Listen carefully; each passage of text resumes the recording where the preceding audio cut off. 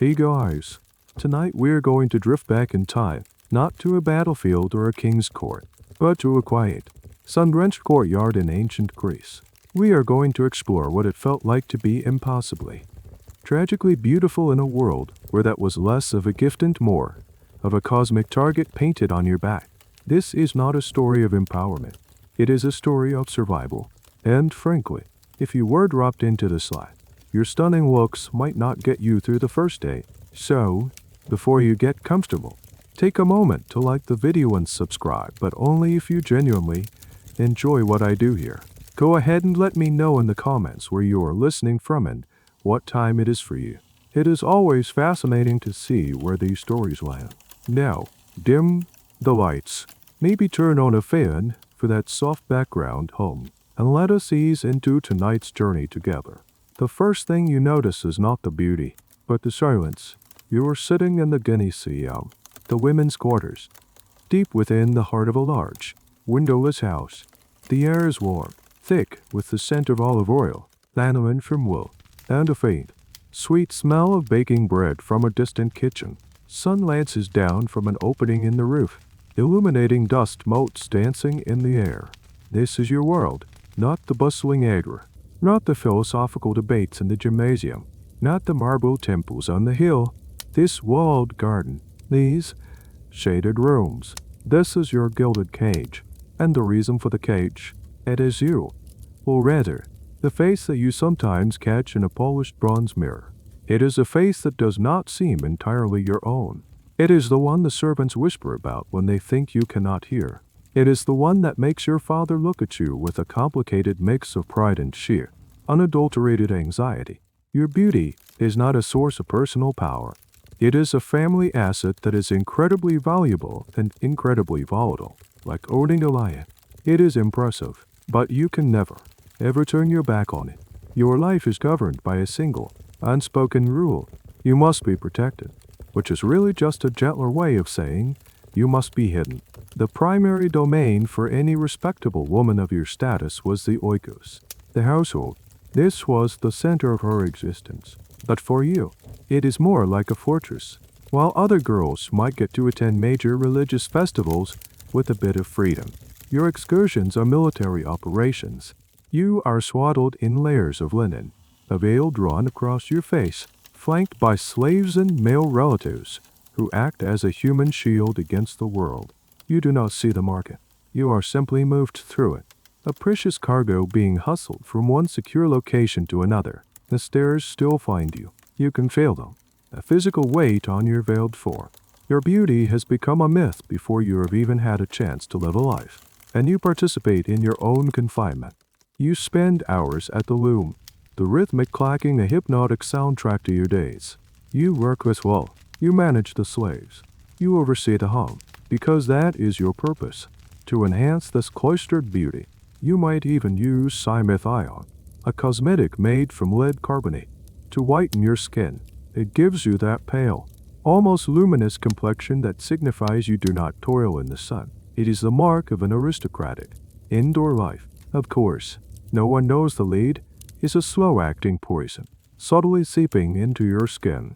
It is a strained, quiet truth. The very thing you use to perfect your caged beauty is silently corroming you from within. Historians still debate just how strictly women were secluded in the oikos. Was it an ironclad rule across all of Greece, or was it more of an Athenian upper-class ideal? The reality for a farmer's wife in a rural village was likely very different. She would have worked the fields, her skin weathered by the same sun you are so carefully shielded from. But for you, a woman of a notable family and even more notable beauty, the walls are very real. They are built of stone, but also of expectation and fear. The fear is not just of mortal men, of potential suitors or kidnappers. As dusk begins to settle, casting long shadows across your courtyard, you sometimes look up at the deepening sky, towards the peak of Mount Olympus that you can only imagine, and a different kind of chill settles over you.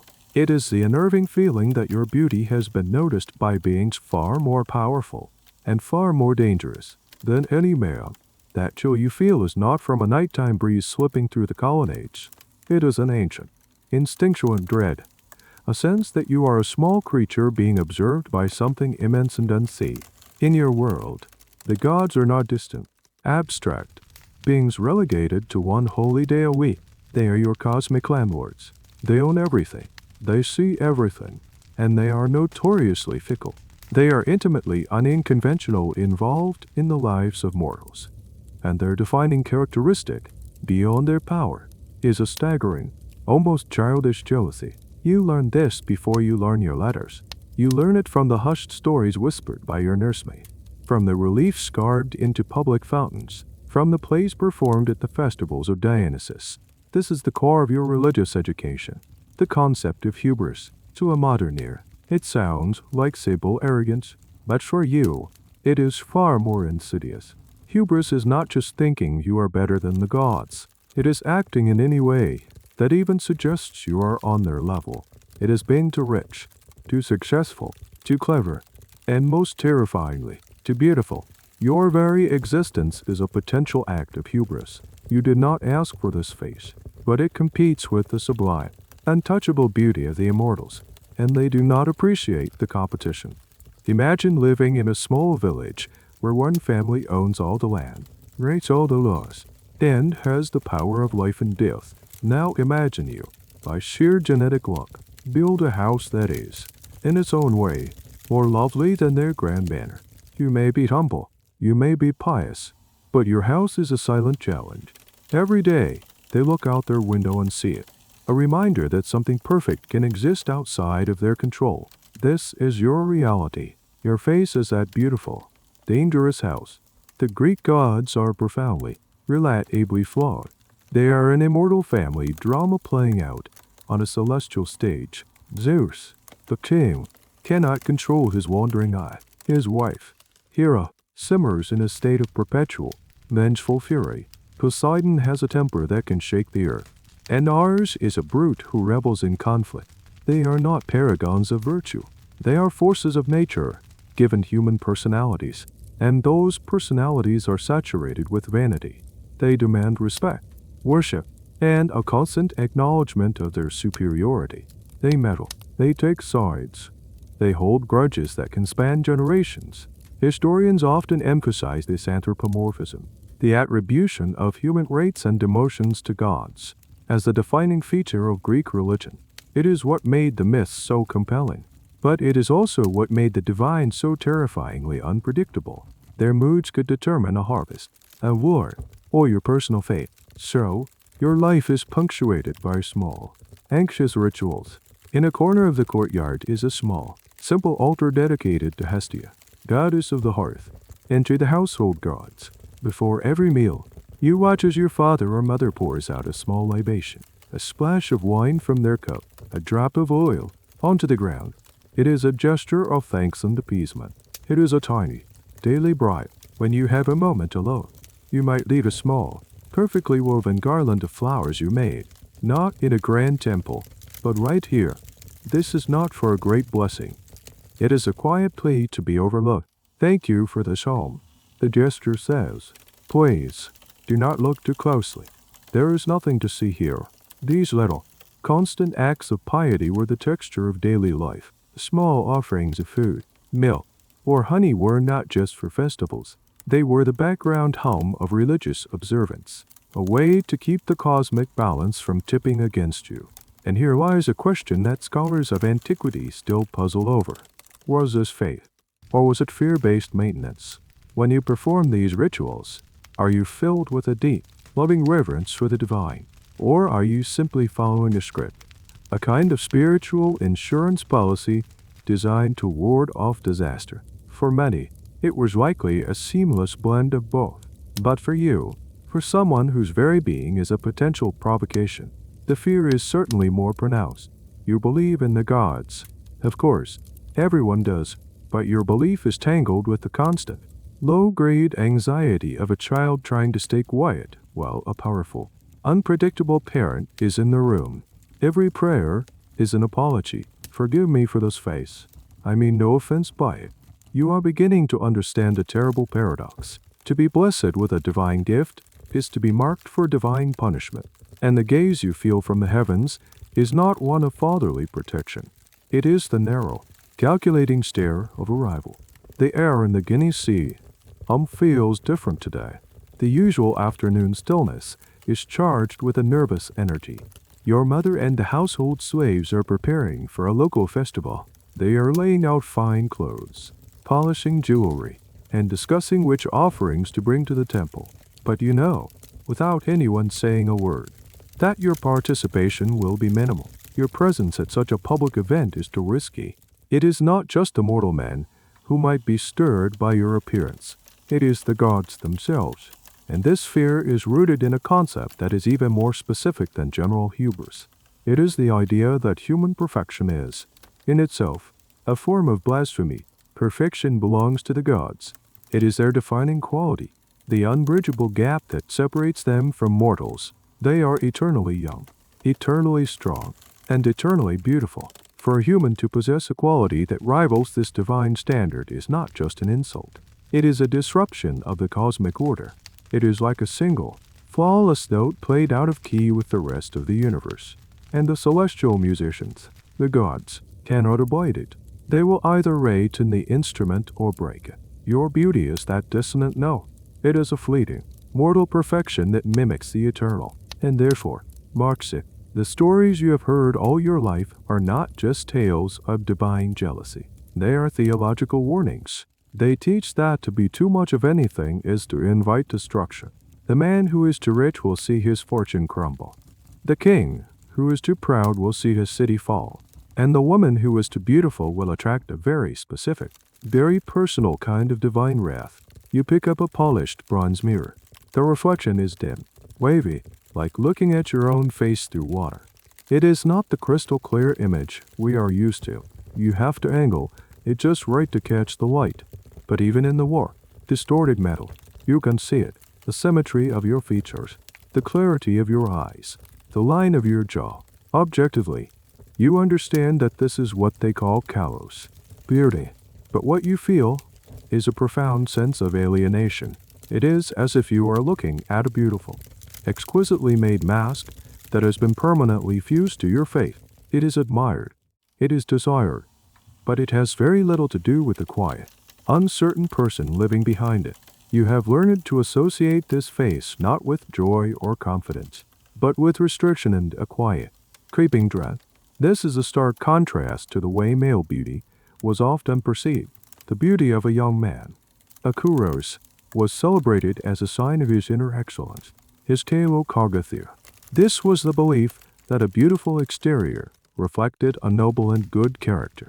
A handsome athlete was seen as a hero, his physical perfection a gift from the gods to be admired and praised. His beauty was active, public, and glorious.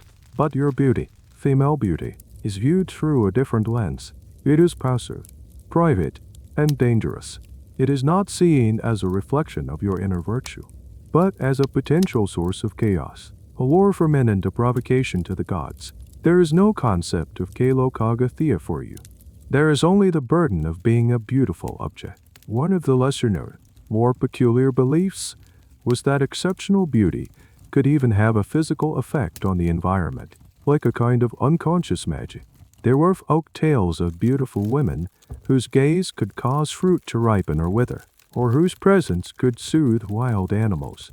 These are not mainstream myths, but the kind of superstitions whispered in rural villages. It adds another layer to your predicament. Your beauty is not just a social or a divine problem. It is a potentially volatile force you carry within you, one you cannot control. Historians still debate how widespread these folk beliefs were, and how much they influenced the thinking of the educated urbanoli. But even as a whisper, the idea is unsettling. Your very nature is perceived as a kind of low-grade, passive witchcraft, so as you watch the others prepare for the festival, you are not filled with envy. You feel a strange kind of relief. To be seen is to be judged. To be admired is to be in danger. Here, in the quiet, shaded heart of the house, you are at least safe from the first wave of scrutiny. You put the bronze mirror down, face against the cool stone table. You would rather look at anything else. The problem is not your piety or your actions. The problem is your face. It is a masterpiece you did not paint, a poem you did not write, and a prayer you never intended to offer. But it has been seen, it has been heard, and it has been judged by the divine. And you know, with a certainty that settles deep in your bones, that a response is coming. The name Psyche is whispered in the marketplace, a ripple of undisbelief spreading from town to town. But in your hope, it is a name spoken with increasing panic. Because you are Psyche. You are the youngest of 3 princesses. But your sisters, lovely as they are now ghosts. No one seems to notice them anymore. All rise, all praise, all worship is for you. At first, it was flattering. Merchants from distant lands would come to your father's court and speak of your legendary beauty. Local men would fall silent when you passed. But now, it has curdled. The admiration has become a kind of mania. People are starting to treat you not as a princess, but as a deity. They are leaving garlands at your doorstep. They are bowing. They are whispering that you are the new incarnation of Aphrodite herself. And this is the ultimate act of hubris, one you never committed, but are now the symbol of. You have not just challenged a goddess with your beauty. Mortals are actively replacing her with you. The temples of Aphrodite, the great goddess of love and beauty, are falling silent. Her altars grow cold. The offerings of incense and flowers that once flowed to her now pile up outside your family household. You are, through no fault of your own, stealing a goddess as worshippers. This is not a subtle offense. This is a divine hostile takeover. And you are the unwilling face of the new enterprise. You can almost feel her rage coalescing, a storm gathering over the horizon, aimed directly at you. Your father, the king, is terrified. His daughter's face has brought a curse upon his kingdom. He sees the neglect of Aphrodite's temples and knows that retribution will not be gentle. No man, no matter how powerful, will dare ask for your hand in marriage, who would be brave enough to wed a woman who has so thoroughly offended the goddess of love. Your 2 older sisters have been married off to foreign kings, but you, the most beautiful, remain isolated. You are an object of worship, but not of love. You are too beautiful to be touched, too revered to be a wife. You are becoming a living statue, trapped in the cold marble of your own fame. The goddess you have offended is Aphrodite. She is not a gentle, cherubic figure. She is one of the oldest, most powerful forces in the pantheon, born from the sea foam after the castration of the sky god Uranus. Her origins are primal and violent. Her power is absolute. She can inspire love that builds nations and lust that destroys them, and her vanity is legendary. To suggest that a mere mortal could be her equal, or even her superior, is to wound her in her very essence. From her golden palace on Olympus, she looks down, and the adoration you receive feels like 1,000 tiny needles pricking her immortal pride. And so she calls upon the one being who can enact her revenge with cruel precision. Her son, Eros. In some traditions, he is a mischievous winged boy with a bow and arrow. But in the older myths, he is a powerful and dangerous deity in his own right, a primal force of desire. Aphrodite's command is simple and venomous. Go to this girl, the Psyche. Use your arrow to make her fall in love with the most wretched, vile, and despicable creature you can find. This is a very specific kind of divine punishment. Aphrodite does not want to just kill you or disfigure you. That would be too quick, too merciful. She wants to humiliate you. She wants to see your sublime beauty bound to something grotesque. She wants to turn your gift into a source of public shame and private misery. It is a punishment designed to prove a point that she, and she alone, controls the domain of love and desire. She will make your beauty the instrument of its own degradation. There is a small, quirky detail in some versions of the Psyche myth that adds a layer of mundane reality to this divine drama. It is said that when Eros, the god of desire, first laid eyes on you, he was so startled by your beauty that he fumbled and pricked himself with his own arrow. The archer was shot by his own weapon. This detail is a source of endless debate among mythologists. Is it a later, more romantic addition to the story? A way to make the tale more of a love story and less of a horror story? Or does it hint at an older idea that perfect beauty has a power that can even ensnare a god against his will? Whatever the reason, this clumsy, all-too-human moment sets the entire rest of your story in motion. The god sent to curse you has accidentally cursed himself to fall in love with you. But you do not know any of this. All you know is the fear that chokes the air in your father's palace. He finally decides he can no longer sit by and wait for the inevitable. He travels to the oracle of Apollo at Delphi, the most famous source of prophecy in the ancient world, to ask what he should do with his beautiful, cursed daughter. The answer he receives is not a comfort. It is a death sentence, wrapped in the chillingly poetic language of prophecy. The oracle declares that you are not destined for a mortal husband. You must be dressed in funeral clothes, taken to the highest peak of a nearby mountain, and left there. Your destined groom, the oracle says, is no man, but a monster, a serpent-like creature feared by gods and men alike, who flies through the air, tormenting all with fire and sword. Your father returns, his face ashen. The kingdom mourns. Your wedding is to be your funeral, and your groom is a monster. The day of your wedding arrives like a shroud. There is no joyous music, no celebratory feast. Instead, the palace is filled with the sound of weeping. Your bridal gown is indistinguishable from a burial robe. Your face is powdered white, not to enhance your beauty, but like a corpse prepared for the pyre. You are led in a solemn procession, not to a groom's home, but up the winding, rocky path of a desolate mountain. The entire city follows, their faces a mixture of pity and a strange, morbid relief. They are finally ridding themselves of the beautiful curse. You have become a human sacrifice, an offering to appease an unknown terror, and, by extension, the vengeful goddess who started it all. You reach the summit.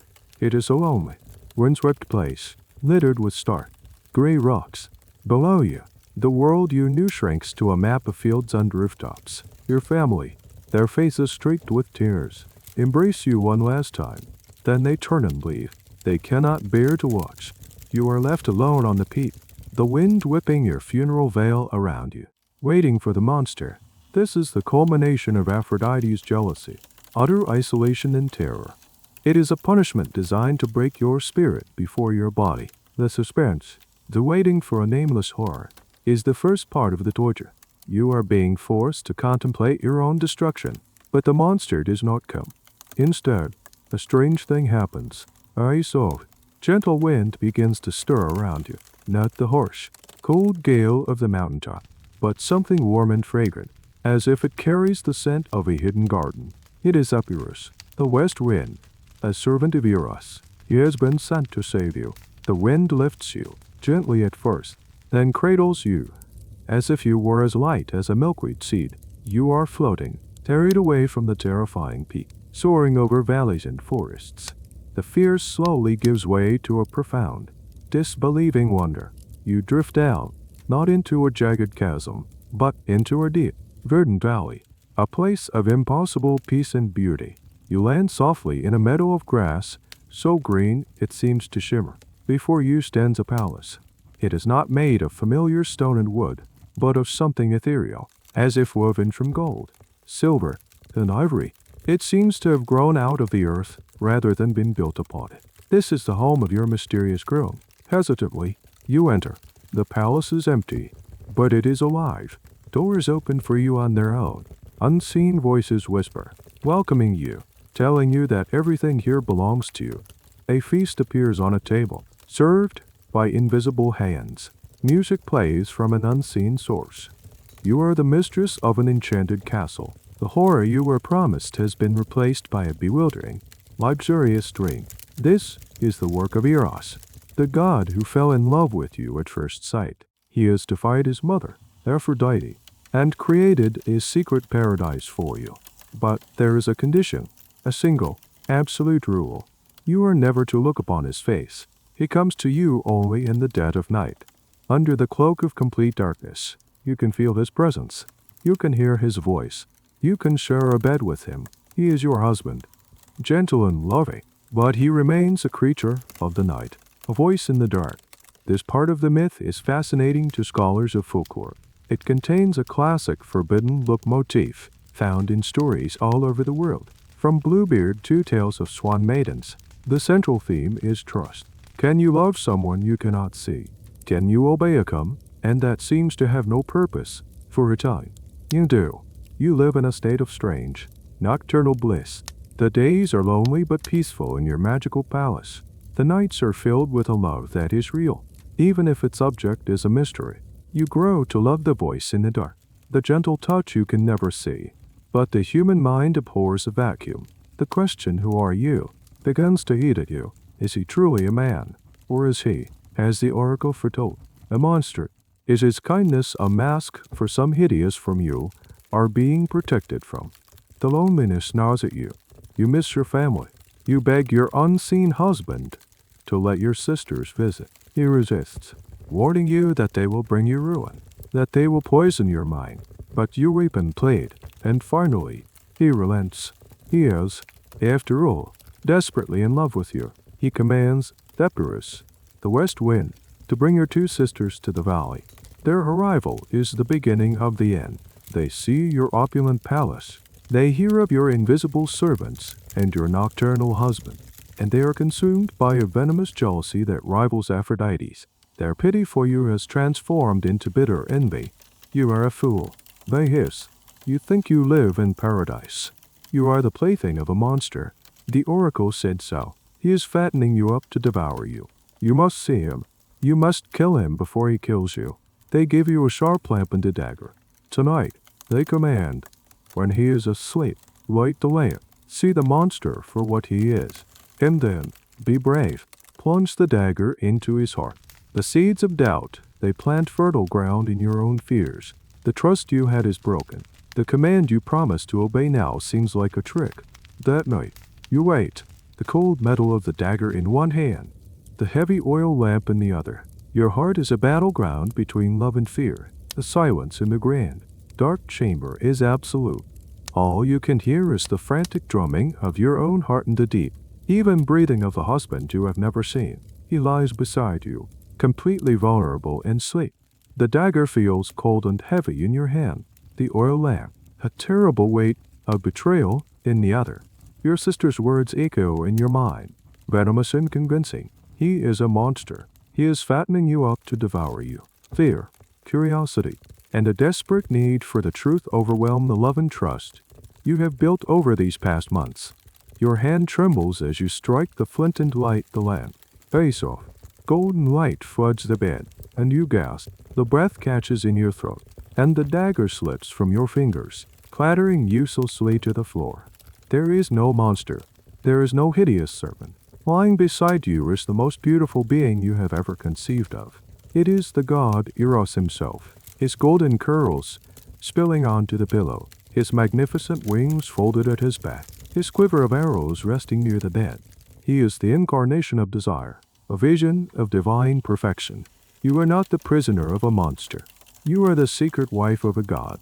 Overwhelmed by his beauty and your own relief, you lean closer, captivated. But in your odd-wrenched stupor, your hand trembles, and a single drop of hot oil falls from the lamp and lands on his shoulder. He awakens with a cry of pain, not just from the burn, but from the deeper wound of your betrayal. He opens his eyes and sees you, standing over him with the lamp. The truth revealed, the look on his face is not anger, but a profound, heart-wrenching sorrow. "Oh, foolish Psyche," he says, his voice filled with a pain that sears you more than any flame. "Is this how you repay my love? I defied my own mother for you. I, the god of love, became your captive. I warned you this would happen. Before you can speak, before you can beg for forgiveness." He rises into the air. The enchanted palace and all its wonders begin to dissolve around you, fading like a dream at dawn. He gives you one last, sorrowful look. "Love cannot live where there is no trust," he says, and then he is gone, flying back to the heavens to nurse his wounded shoulder and his broken heart. You are left alone, not on a mountaintop, but in a barren, empty field where the magical valley once was. The dream is over. The silence that returns is no longer peaceful. It is the desolate silence of abandonment. This is the tragic turning point. Your beauty first attracted the jealousy of a goddess. Then, it accidentally ensnared the god of love himself. But it was your own very human failing, your doubt, your fear, your inability to simply trust, that destroyed your happiness. The myth now shifts from a tale of divine caprice to a story of human penance. You have lost everything, and you realize there is only one path forward. You must find your lost love, and you must face the full, unmitigated wrath of his mother, Aphrodite. This takes us back to Medusa, a figure whose name is synonymous with monstrousness, but in some of the older traditions, long before she was a monster. She was a beautiful young mortal woman. Her greatest pride was her magnificent hair. She was a priestess in the temple of Athena, the virgin goddess of wisdom and warfare. As a priestess, she was sworn to celibacy. Her life was one of quiet devotion, her beauty dedicated to the service of her patron goddess. But her beauty, like yours, did not go unnoticed. It caught the eye of Poseidon, the great god of the sea. What happens next is a point of significant debate and reinterpretation among classicists, both ancient and modern. The oldest versions of the myth are stark and brutal. Poseidon, overcome with desire, assaults Medusa within the sacred walls of Athena's own temple. It is a profound act of sacrilege, a defilement of a holy space committed by one powerful god against the domain of another. You would expect Athena's rage to be directed at Poseidon, her rival and the perpetrator of the crime. But it is not. Athena, enraged that her temple has been desecrated, descends in a fury, and she punishes the victim. She cannot, or will not, strike out at a powerful male god like Poseidon. So, she turns her wrath upon the mortal woman, Medusa. She curses her. The beautiful hair that was once Medusa's pride is transformed into a writhing mass of venomous snakes. Her face becomes so terrible to look upon that any living creature who meets her gaze is instantly turned to stone. The injustice is breathtaking.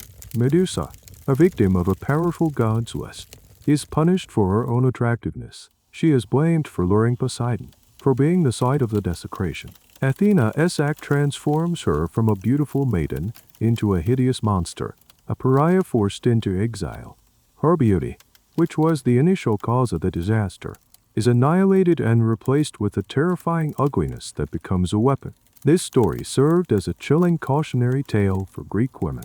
It taught a brutal lesson. Your beauty can attract unwanted, dangerous divine attention, and when divine powers clash, you, the mortal woman in the middle, will be the one who pays the price. You will be held responsible for the desires you inspire, and your punishment will be to have the very source of that inspiration, your beauty, twisted into a curse. Just as Psyche's journey of penance is about to begin, Medusa's story stands as a stark reminder of what happens when a goddess's jealousy finds its start. You are now Medusa, a name that will one day be a whisper of terror. But for now, it is just your own. The world you knew is gone, fractured into a million stone-gray pieces. The familiar scent of incense and polished marble in Athena's temple is replaced by the dry, dusty smell of a desolate cave on a remote island. The soft weight of your celebrated hair is now a constant, hissing, living torment on your scalp. You can feel them, the snakes, coiling, undone coiling, their dry scales brushing against your neck and cheeks. You dare not look for a reflective surface. You know, with a soul-crushing certainty, that the face you would see is no longer your own. Athena's curse was thorough. She did not just make you ugly. She made you a weapon of mass destruction, powered by your own despair. Your gaze, once admired, is now lethal. This is the core of the curse's cruelty. It weaponizes your very being against you, ensuring your complete and utter isolation. You cannot look at a bird in the sky without it turning to stone and plummeting to the earth. You cannot see a wildflower without it becoming a brittle, gray sculpture of its former self. And you certainly cannot look at another human being. The curse forces you to live in a world where your only company is a growing garden of statues, frozen moments of terror, capturing the last expressions of the unfortunate sailors or adventurers who stumbled upon your island. They are grotesque monuments to your loneliness. You are the sole inhabitant of a museum of your own making. This is a profound perversion of beauty. Your face, once a source of light and admiration, is now a vortex of death. It draws people in with rumors of a monster, and then it annihilates them. This transformation from beauty to beast is a recurring theme in mythology, but Medusa's case is particularly tragic because of her innocence. You, as Medusa, did nothing wrong. You were biased, you were chaste, and you were the victim of a crime.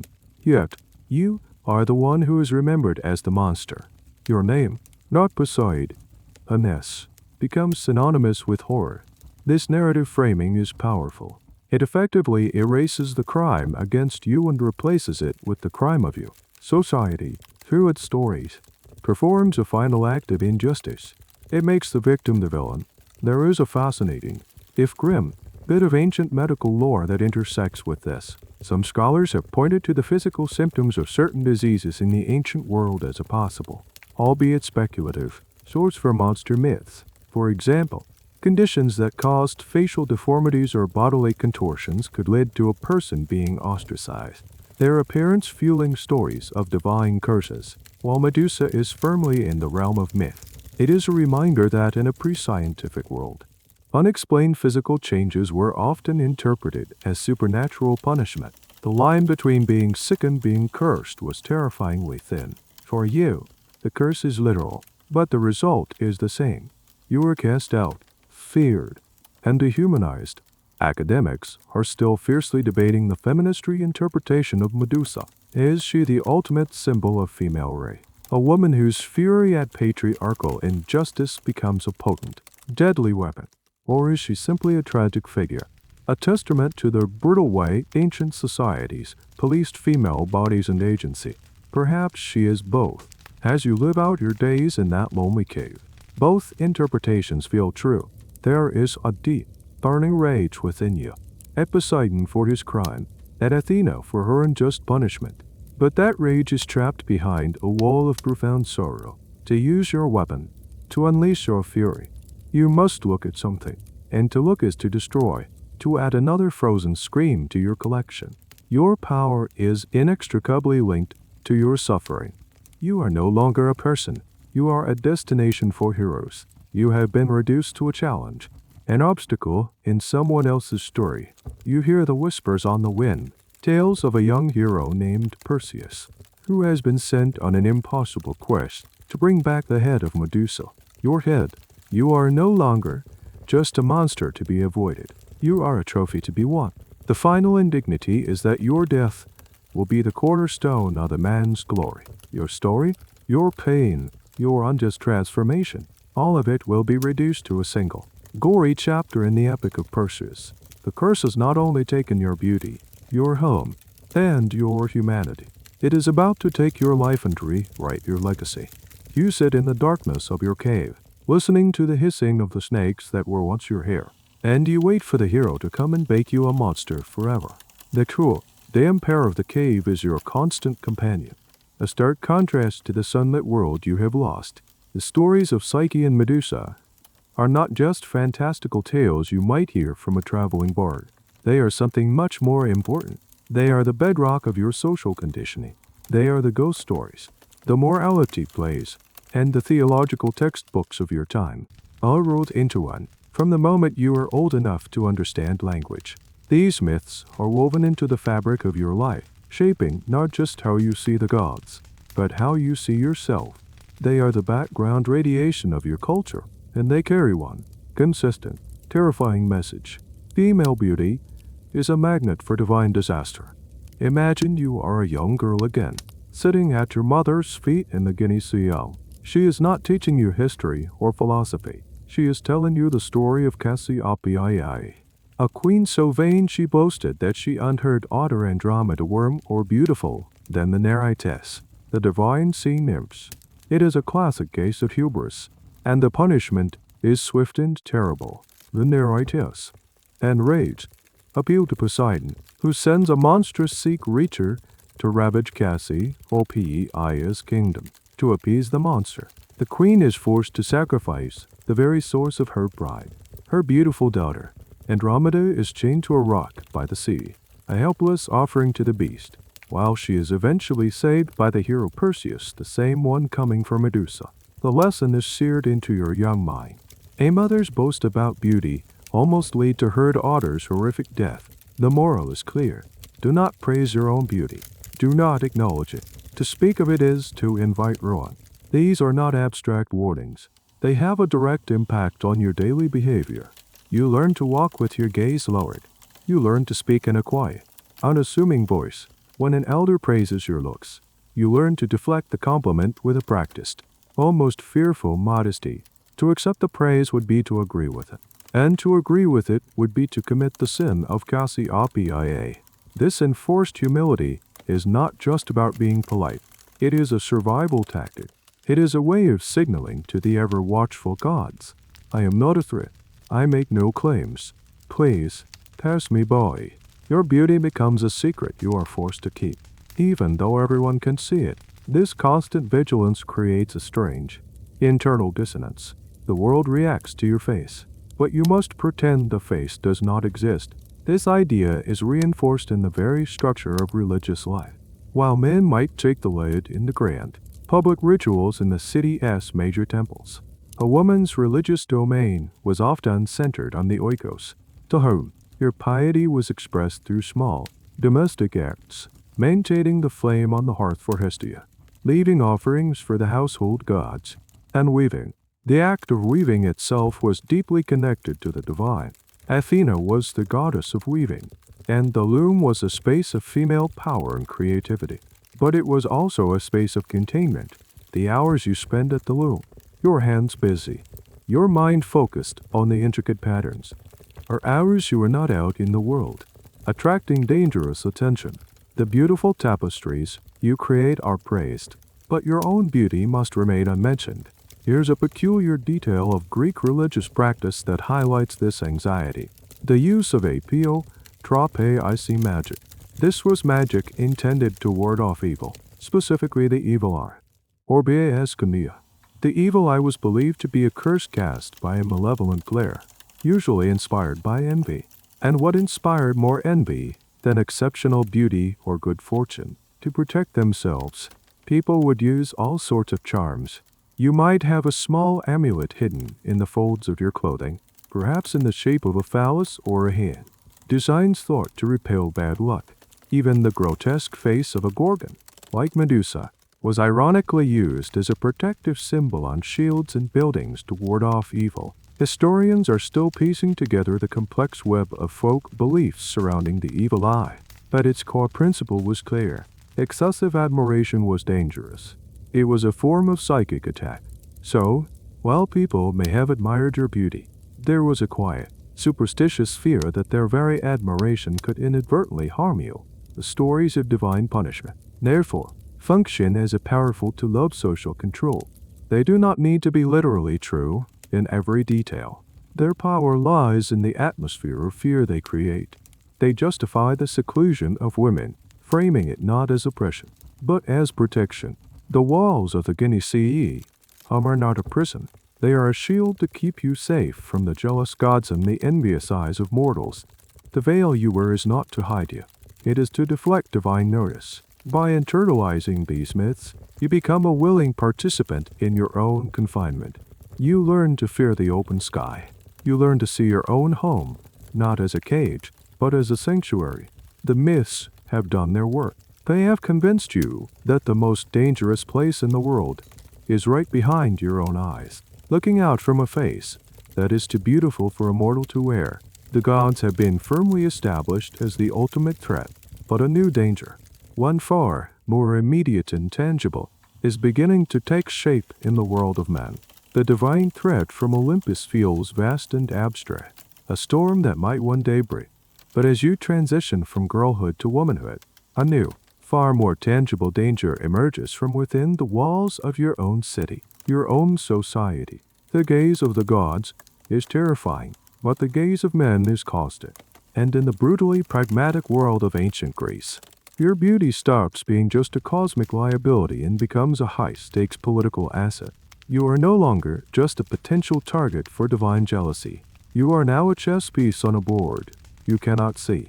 In a game you are not allowed to play, you are sitting, once again, in the familiar quiet of the women's quarters. But the silence is different now. It is the charged silence of negotiation. In the undrawn, the men's quarters, a part of the house you are forbidden from entering. Your father is meeting with envoys from another city-state. You cannot hear their words, only the low murmur of their voices. But you know exactly what they are discussing. They are discussing you, your name, your age, your lineage, and, above all, the legendary beauty of your face. You are the subject of a political transaction, and your beauty is the primary currency. A potential marriage alliance is being forged, and you are the living seal that will bind it. In this world, dominated by men and the constant, simmering threat of conflict between city-states, marriage is rarely about love. It is about power. It is a tool for forging alliances, for acquiring land, for ending feuds, and for securing trade routes. A well-placed daughter could be more valuable than a cohort of soldiers, and a daughter who is not just well-born, but also famously beautiful. That is a diplomatic trump card. Her beauty brings immense prestige, Eros, to both the family giving her away and the one receiving her. It signals that this is not just a standard political merger, but a top-tier acquisition. Your face, which you have learned to fear and hide, is now your family's greatest bargaining chip. Your father, who has spent years shielding you from the world, is now preparing to hand you over to it. This is not necessarily born of cruelty. From his perspective, it is his duty. He is the steward of your beauty, and his responsibility is to invest it wisely for the good of the family, the clan, and the city. Your own feelings on the matter are, to put it bluntly, irrelevant. You will likely never have a conversation with your potential husband before the wedding. You might not even know what he looks like. You will be told of the decision once the deal is struck. Your role is to be obedient, to accept the arrangement with grace, and to prepare for a new life in a new land, surrounded by strangers. The political dimension of beauty is a subject that ancient historians like Herodotus and Thucydides touch upon, though often indirectly. They write about the marriages of tyrants and kings, noting how a strategic union could shift the balance of power, but they rarely, if ever, explore the experience of the woman at the center of that union. She is treated as an object, a piece of political property being transferred from one owner, her father, to another, her husband. Her internal world is a historical blind spot. We are left to imagine what it felt like. We have to read between the lines of the epics and plays to catch a glimpse of the fear and uncertainty that must have defined this transition. This is a point of ongoing discussion for modern historians. How can we reconstruct the emotional lives of women who were systematically written out of the political narratives they were so central to?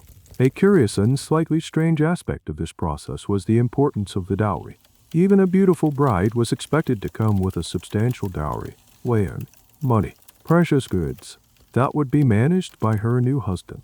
But in some cases, exceptional beauty could itself be considered part of the dowry, potentially reducing the amount of material wealth the bride's family had to provide. It is a bizarrely literal commodification of a human being.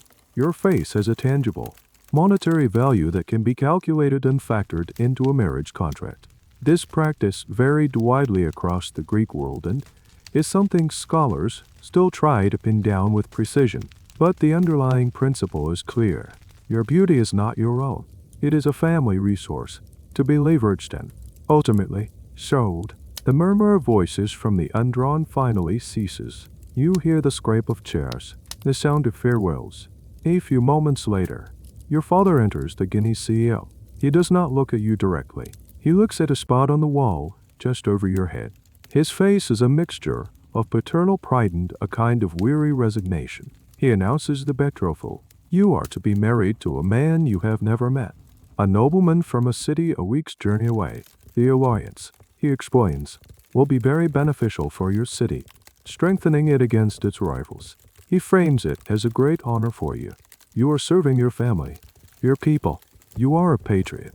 But as you look past him, out into the small, wild courtyard that has been your entire world, you understand the truth. You are not a patriot. You are tribute. Your gilded cage is about to be dismantled and reassembled in a foreign land, and there is absolutely nothing you can do about it. The days leading up to your wedding are a blur of ritual and preparation. But there is a hollow core to all the activity. This is not the joyful culmination of a love story. It is the carefully orchestrated transfer of a valuable asset. Your mother and the female slaves are busy, their hands constantly at work, weaving your wedding tunic, packing chests with your dowry, and preparing you for the journey. They speak in low, practical tones about your new life, offering advice on how to manage your household, how to please your husband, and how to win the respect of his family. No one asks if you are happy. No one asks if you are scared. It is simply assumed that you will do your duty. Your wedding day itself is a series of ancient, symbolic rituals. The day begins with a purifying bath in sacred water. You are then dressed in the tunica recta, a special garment woven for the occasion. A particular kind of veil, the framon, a deep, yellowish-orange color, is placed over your head. It is meant to symbolize the flame of Vesta, the Roman equivalent of Hestia, but it feels like another layer of concealment, another way to obscure you until the final reveal. The ceremony is not about you and your husband making vows to each other. It is a contract between your father and your groom. The key moment is the agnosis, the betrothal, which might have happened long before. It was a verbal contract where your father would say something like, "I give you this woman for the plowing of legitimate children." It is a starkly agricultural metaphor, reducing your role to a single, biological function, providing a male heir to continue your husband's family line. The climax of the wedding is the procession. As dusk falls, you are led from your father's house to your new husband's house. You ride in a chariot, wedged between your groom and his best man, the paranymphos. Behind you, a crowd of family and friends follows, singing the hymenaion, the traditional wedding hymn, to the accompaniment of flutes and lyres. Torches light the way, casting flickering shadows on the walls of the city. To an outsider, it looks festive, joyous. But for you, it is a journey of no return. When you cross the threshold of your husband's home, you will officially cease to be a member of your birth family. Your loyalties, your duties, your entire identity will now belong to his oikos. Your husband lifts you over the threshold. This tradition, which still survives in some cultures, had a very practical and slightly odd purpose in ancient times. It was considered bad luck for the bride to stumble as she entered her new home for the first time. By carrying you, the groom ensures a smooth, auspicious entry. It is a gesture that is simultaneously protective and deeply symbolic of your passivity. You do not walk into your new life. You are carried into it. Once inside, you are given a quince, a fruit associated with Aphrodite, to eat. This was supposed to ensure fertility and a sweet-smelling breath. These small, sensory details, the taste of the fruit, the scent of the torches, the sound of the hymns, are all that ground you in a moment that feels profoundly unreal. Historians are still debating the emotional reality of these arranged marriages. Were they all cold, loveless transactions, or could affection and genuine partnership develop over time? The answer is likely as varied as people themselves. Some marriages surely blossomed into deep, companion-ate relationships. Husband and wife, running a large household together, could become a formidable team, but the structure itself was not designed for romance. It was designed for stability, procreation, and the transfer of property. Any love that grew was a fortunate byproduct, not the foundation.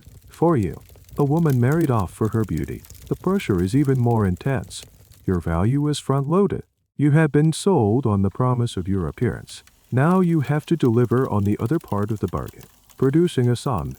After the feast, you are led to the bridal chamber, the Alamos. The door is closed, and a symbolic guard of your husband's friends stands outside, singing loudly to drown out any noises from within.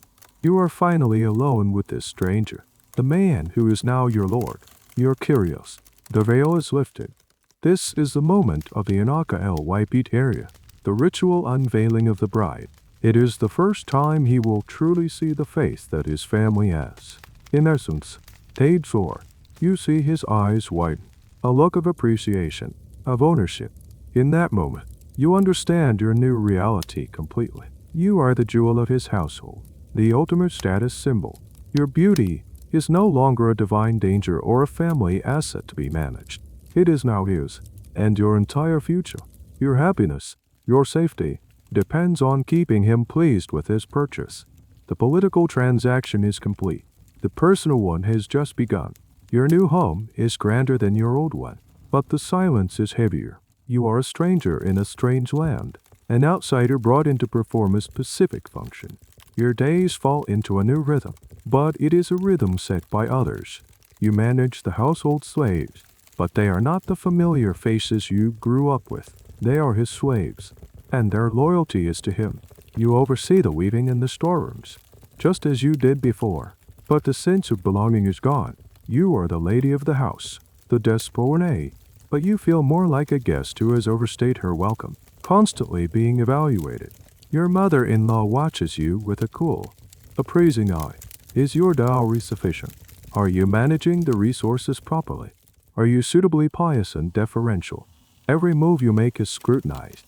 Your primary purpose, the plowing of legitimate children, hangs over you like a cloud. Each month that passes without a pregnancy is a quiet failure. You see the disappointment in your husband's eyes. You hear the whispers among the servants. Your beauty, which was the reason you were brought here, is no longer enough. It was the promise, but a son is the fulfillment of the contract. You are a beautiful vessel, but if the vessel proves to be empty, your value plummets. This anxiety surrounding fertility was a constant pressure for women in the ancient world. They had little understanding of the biological processes of conception and would resort to all sorts of folk remedies and religious appeals to try and ensure a pregnancy, specifically with a male child. Your husband is not a cruel man. He is often kind. In a distant, proprietary way, he brings you gifts, fine jewelry, exotic perfumes. He takes pride in showing you off to his friends during the rare religious festivals you are permitted to attend, always veiled. Of course, his friends congratulate him on his acquisition. You are a testament to his wealth and status, but there is a distance between you that feels unbridgeable. Your conversations are about household matters, not about your thoughts or your feelings. You are his wife, but you are not his confidant. That role is reserved for the men in his life, the ones he socializes with in the undrawn during the symposium, the all-male drinking party. You can sometimes hear their raucous laughter from your quarters. A world away, you are the silent, beautiful centerpiece of his life, but you are not a part of it. This isolation is the reality for many aristocratic wives, but for you, it is amplified by your foreigners. You do not know the local customs perfectly. Your accent is slightly different. You do not have a network of female relatives to turn to for support. Your family is a week's journey away, a distance that might as well be the other side of the world. You are entirely dependent on the goodwill of your husband and his family. Your life is comfortable, even luxurious, but it is built on an incredibly fragile foundation. You are a political import, and your status is tied to the political winds. One of the more peculiar and lesser-known aspects of a wife's legal status was the concept of the Eros. This term applied to a daughter who was the sole heir of a father with no male children. She did not inherit the property herself, but she came attached to it. Her nearest male relative, an uncle, a cousin, had the right, and often the obligation, to marry her in order to keep the property within the family line. If he was already married, he was expected to divorce his current wife to marry the heiress. This practice highlights the degree to which women were seen as conduits for property rather than owners of it. While you are not an Eros, the principle shadows your existence. Your primary role is to secure and transmit wealth and lineage from one generation of men to the next. Historians are still trying to understand the nuances of the emotional landscape of these foreign brides. The historical record, written by men, is largely silent on the topic. They talk about the alliance, but not the alienation.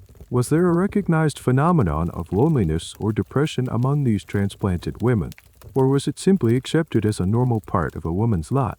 We can only guess, piecing together clues from poetry and tragedy, which often hint at the profound sorrow of women separated from their homes and families. The recurring theme of the weeping bride in Greek literature suggests a cultural awareness of this sadness, even if it was not a matter of political or social concern. As you sit in your grand, lonely house, you realize the true nature of your gilded cage. In your father's home, the cage was small and familiar. Here, it is larger, more ornate, but the bars are colder and stronger. You have been traded from one form of confinement to another. Your beauty was the key that moved you between cages, but it did not unlock them. You look at your reflection in a polished silver vessel. The face that looks back at you is the face of a queen, but the eyes are the eyes of a prisoner, serving a life sentence in a stranger's bed, under a stranger's roof. The fragile peace of your new life shatters without warning. The news arrives not with a bang, but as a series of ugly, spreading rumors in the marketplace. Whispers that finally find their way into the shuttered confines of your home. The political alliance that your marriage was meant to cement has crumbled. Perhaps your home city-state made a new treaty with a rival power. Perhaps a border dispute escalated. Perhaps your father's political faction was overthrown in a coup. The reasons are irrelevant to you. The consequences are everything. The goodwill that your husband's family showed you, which was always thin and conditional, evaporates overnight. Suddenly, you are no longer the prestigious bride from an allied city. You are the daughter of the enemy. You are a potential spy, a Trojan horse planted in the heart of their oikos. The suspicious glances from your mother-in-law become openly hostile. The servants, who were once deferential, now look at you with a mixture of fear and contempt. They mutter just loud enough for you to hear. Your husband, caught between his political obligations and his personal pride, becomes distant and cold. He avoids you. The gifts stop. The shared meals become tense, silent affairs. His kindness was a function of your political utility. Now that your utility is gone, so is a kindness. Your position is impossibly precarious. You have no legal standing of your own. You are under the authority, the tyranny of your husband. He has almost absolute power over you. He could, in theory, simply repudiate you. Divorce in the ancient Greek world was a relatively simple affair for a man. He just had to send his wife back to her father's house, often in the presence of witnesses. But where would you go? Your father's house may no longer be a safe haven. If his faction has fallen, returning could put you in danger. And what if your home city is now officially at war with your husband's? You are a citizen of nowhere, a political refugee trapped in the very house that was supposed to be your sanctuary. This is the dark side of being a political pawn. When the game changes, you are the first piece to be sacrificed. Your beauty, which once made you a valuable prize, now makes you a conspicuous liability. You are a living, breathing reminder of a failed policy, a broken promise. Some men in your husband's position might choose to keep their wife, but confine her even more strictly, treating her as a hostage. Others might see an opportunity. If your family is now in disgrace, your dowry becomes a point of contention. Normally, upon divorce, the dowry was supposed to be returned to the wife's father. But if her father is an enemy or politically ruined, your husband might simply try to keep it. You and your wealth could be absorbed completely, leaving you with nothing. There is a strange and sad detail from Spartan society that, while different, highlights the subordination of marriage to the state's needs. In Sparta, it was not uncommon for a man to lend his wife to another, more promising warrior to produce strong children for the state. This was not seen as adultery, but as a civic duty. The woman's own feelings were not a factor. This practice shocks our modern sensibilities, but it underscores a core principle that was present, in less extreme forms, all over Greece. A woman's reproductive capacity was not her own. It belonged to her husband, and by extension, to the city. While your situation is different, it stems from the same root. You are not an individual, but a resource to be managed for the greater good of men. The question of what happened to these political brides when an alliance failed is a murky area for historians. The chronicles focus on the treaties and the battles, not on the domestic fallout. The fates of these women are often lost to history. Footnotes in a larger political story. Did they get sent home? Were they kept in a state of quasi-imprisonment? Were they able to adapt and survive in a hostile environment? We simply do not know in most cases. Their stories are a chilling reminder of how easily women could be erased from the historical record. their lives consumed by the political machinations of the men around them. The great house that once felt like a grand, if lonely, palace now feels like a prison. The beautiful things that surround you, the fine linens, the painted pottery, the carved furniture, feel like props on a stage set for a tragedy. You are completely at the mercy of your husband's temperament and the shifting political tides. You have no allies, no one to plead your case. Your beauty is now useless. It cannot negotiate a peace treaty. It cannot win back your father's power. It only serves to make you more visible, more symbolic of the broken bond between two cities.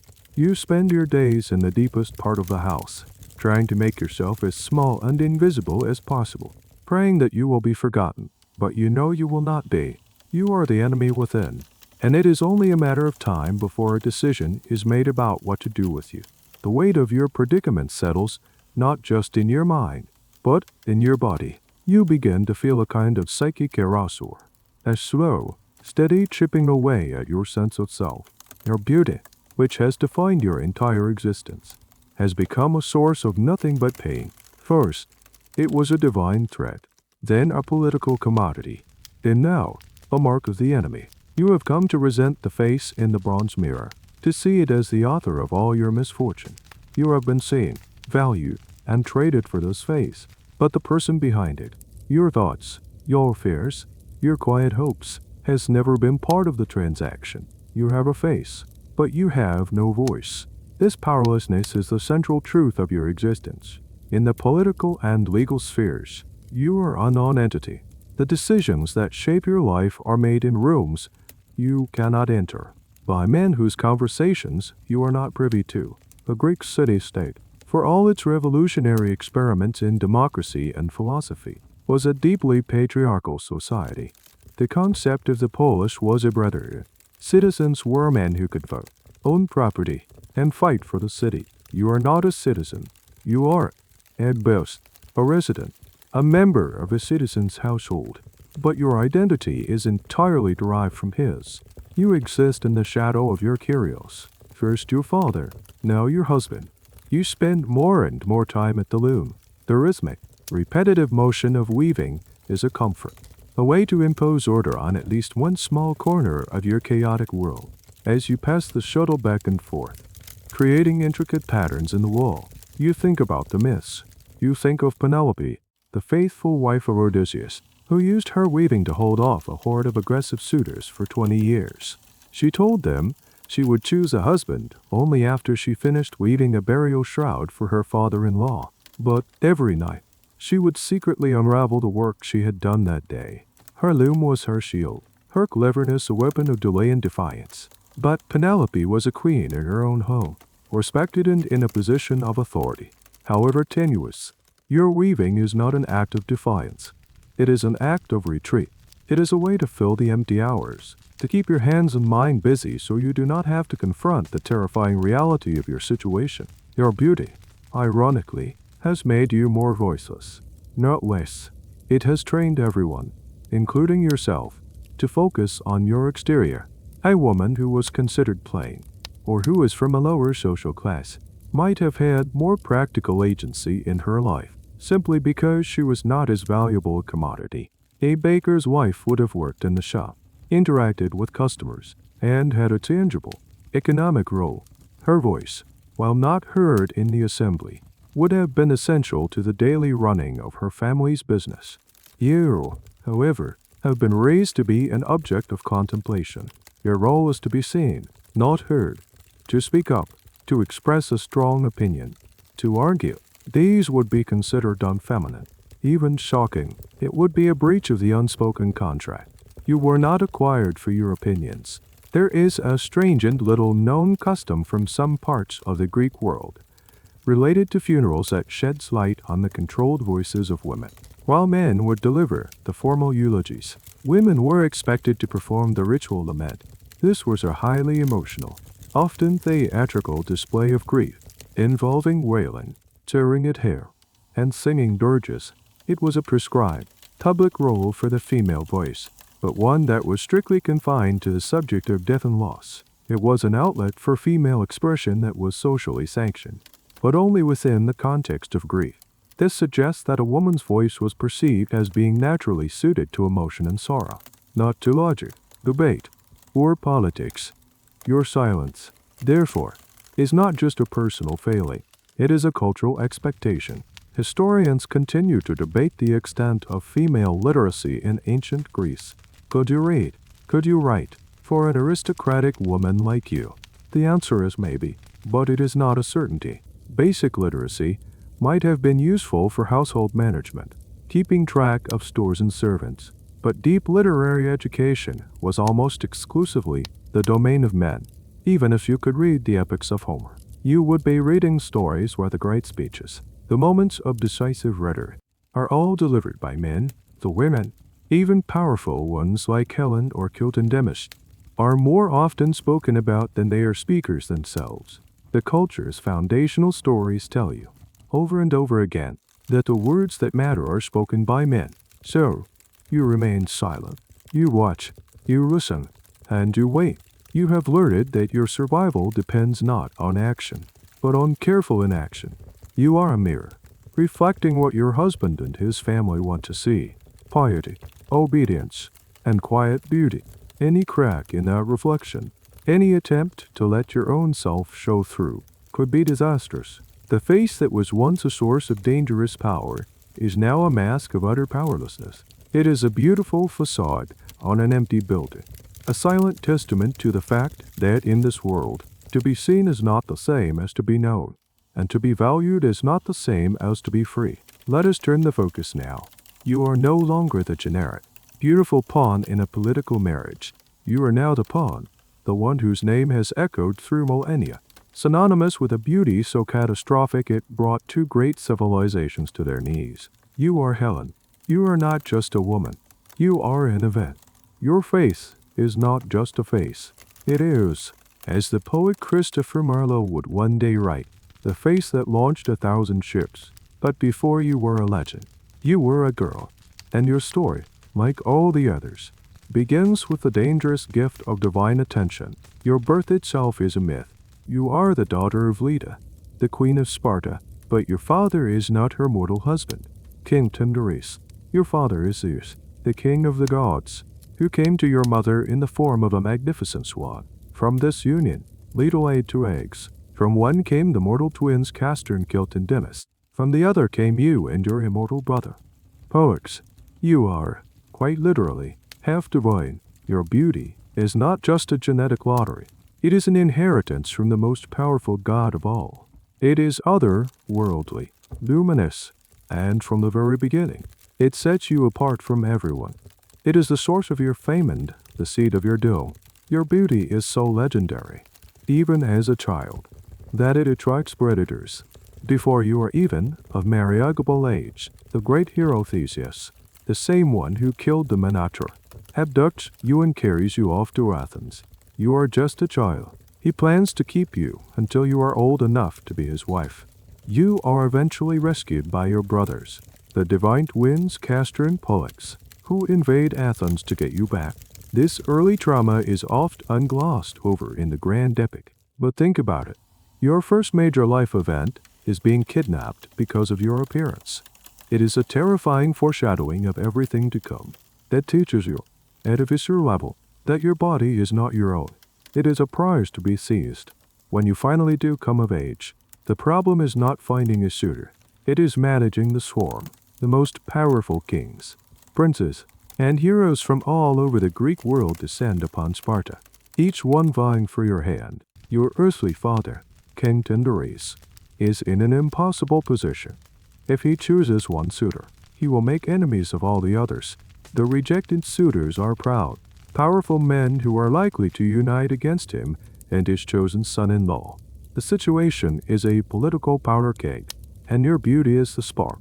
It threatens to plunge the entire Greek world into civil war before your wedding has even taken place.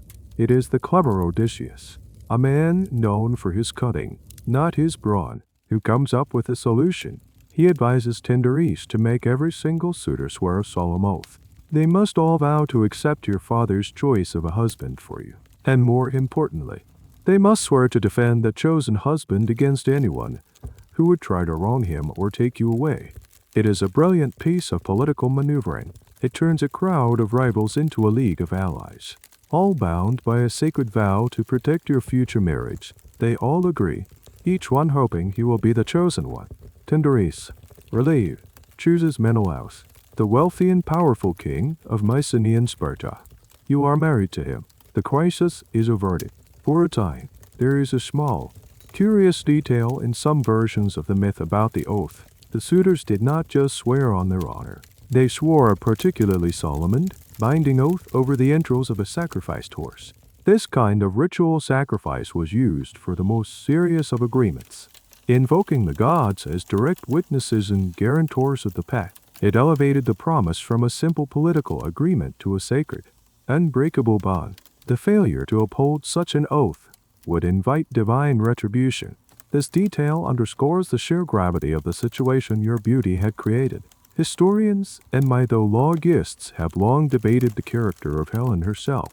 In Homer's Iliad, she is a figure of profound regret and self-loathing, constantly referring to herself as dog-faced, a creature of horror. She seems trapped by a fate she did not choose, lamenting the destruction her beauty has caused. But in other traditions, she is portrayed as a more complicit, even willing, participant in her own story. Was she a passive victim of fate and the gods, or was she an active agent who made a choice? This is the central question that has fascinated poets and playwrights for centuries. The fragile peace established by the oath of Tyndareus is shattered by the arrival of a handsome, charming prince from the powerful city of Troy, on the coast of Asia Minor. His name is Perilous, and he comes to your court in Sparta as a guest. He is welcomed by your husband, Menelaus, with all the hospitality due to a foreign prince. But Paris has not come for diplomacy. He has come for you. A prophecy foretold it. A goddess promised it. The stage is now set for the single most famous abduction, or elopement, in the history of Western literature. The 1,000 ships are waiting in their harbors. The gears of war are beginning to turn. And you, Helen, are standing right in the center of it all. The air in the Spartan court is thick with the obligations of Xenia, the sacred Greek tradition of hospitality. To welcome a guest into your home was a holy duty. To harm a guest, or for a guest to harm a host, was a profound offense against Zeus himself. Your husband, Menelaus, honors this code completely. He welcomes the Trojan prince, Paris, with feasts and gifts. He trusts him. Then, Menelaus is called away to Crete for a funeral. He leaves Paris as a guest in his home, under his roof, with his wife. It is a fatal mistake. What happens next is the question that has fueled 3 years of debate. Does Paris abduct you by force, a violent kidnapping, or do you go with him willingly? A willing adulteress abandoning her husband and her child. Hermione.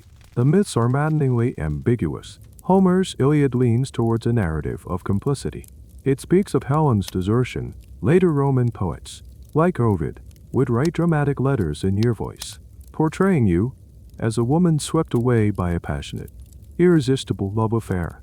But Greek tragedians, like Euripides, would later write plays, such as The Trojan Women, that portray you as a victim, a spoil of war claimed by a goddess's decree. This latter version races the blame back to a divine beauty contest. The story goes that at the wedding of the hero Perilous, the sea nymph Thetis, all the gods were invited except for Eros, the goddess of discord. Furious at being snubbed, she tossed a golden apple into the middle of the feast, inscribed with the words for the fairest. Immediately, 3 powerful goddesses laid claim to it: Hera, queen of the gods; Athena, goddess of wisdom; and Aphrodite, goddess of love. Zeus, wisely refusing to be the judge, appointed the most beautiful mortal man in the world to decide: Paris, the prince of Troy. The 3 goddesses appeared before him and offered bribes. Hera offered him power over all of Asia. Athena offered him victory in battle and supreme wisdom. But Aphrodite offered him the most beautiful woman in the world for his wife. Paris, a lover, not a fighter, chose Aphrodite. He gave her the golden apple, and in doing so, he earned the eternal enmity of Hera and Athena, and sealed the fate of his city. The beautiful woman Aphrodite promised him was you.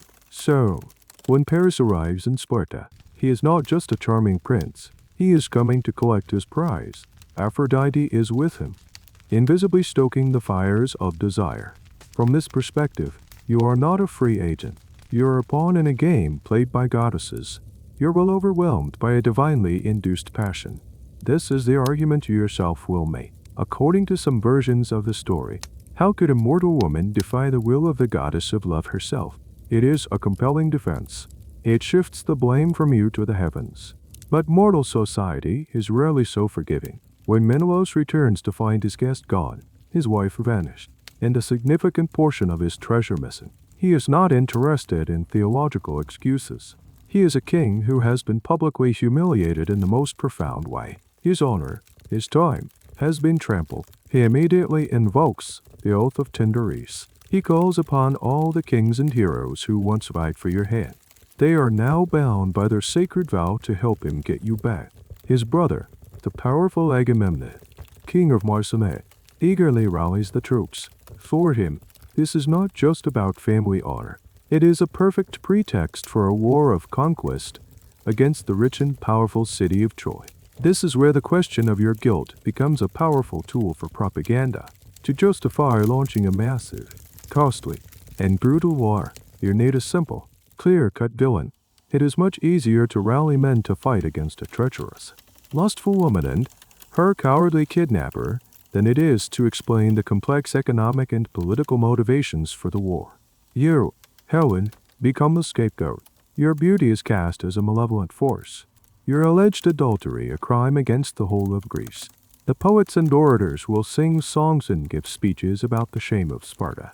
The faithless Helen, you are transformed from a person into a cause, your name a battle cry. There is a fascinating and bizarre fringe theory from the ancient world, attributed to the poet Psyche. The legend says that he wrote a poem blaming you for the Trojan War, and as a punishment, he was struck blind. He then wrote a palinode, a retraction, in which he claimed that it was not the real you who went to Troy. The real you, he argued, was spirited away by the gods to Egypt and remained there, faithful and chaste, for the entire war. The Helen who was in Troy was an eidolon, a phantom, a ghost crafted by the gods to fool the Greeks and Trojans alike. Once he wrote this, his sight was restored. This strange story, whether true or not, shows just how controversial and dangerous the blame Helen narrative was. It acknowledges the possibility of your innocence in a very creative way, though it is a version that history has largely forgotten. Whether you were a willing adulteress or a helpless victim, the result is the same. The 1,000 ships of the Achaean fleet are launched. An army of the greatest heroes of the age, Achilles, Odysseus, Ajax, Diomedes, sails for Troy. A 10-year war will be fought beneath its walls. A war that will lead to the deaths of countless heroes, the slaughter of a city, and the creation of the West's most enduring epic. And it all started, they will say, because of one woman's beautiful, treacherous face. The question of your guilt will never be settled. It is a question that historians and poets still argue over.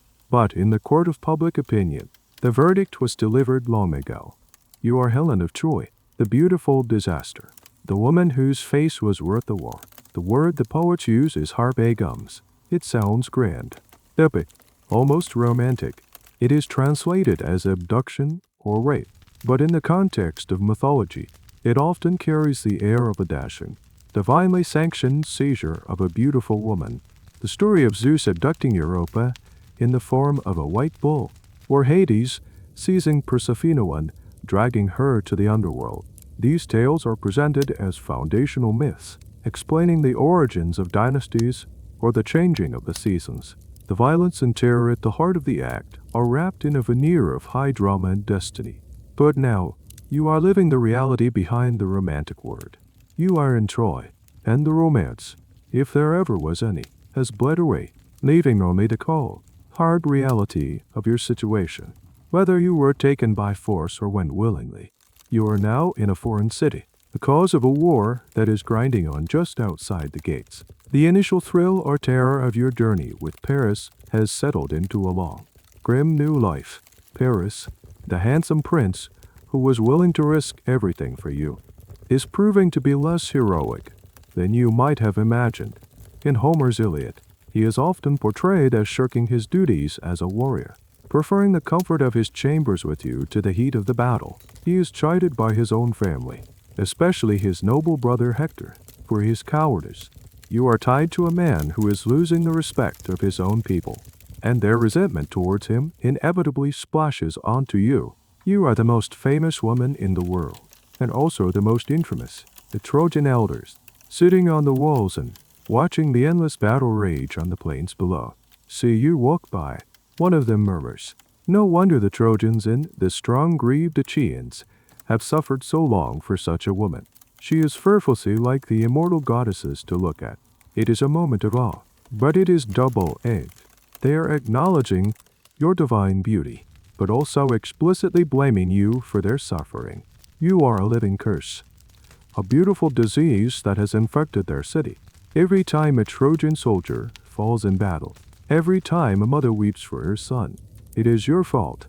Your beauty is a constant, painful reminder of the war's origin and its endless cost. The romanticized myth of abduction glosses over the brutal reality. For a woman, being abducted meant being torn from your home, your family, your entire social structure. It often meant actual violence and a life of servitude. In the context of war, it was even more common. When a city was sacked, the women were considered part of the plunder. The Eros, they were distributed among the victorious warriors as slaves and concubines. The Iliad itself begins not with a great battle, but with an argument between the Greek hero Achilles and his commander, Agamemnon, over a captured Trojan woman. Perseus, she is passed between them like a piece of property, her own feelings utterly disregarded. Her story is a microcosm of the fate of countless women in the war you supposedly caused. This brings up a fascinatedly grim aspect of how these stories were consumed.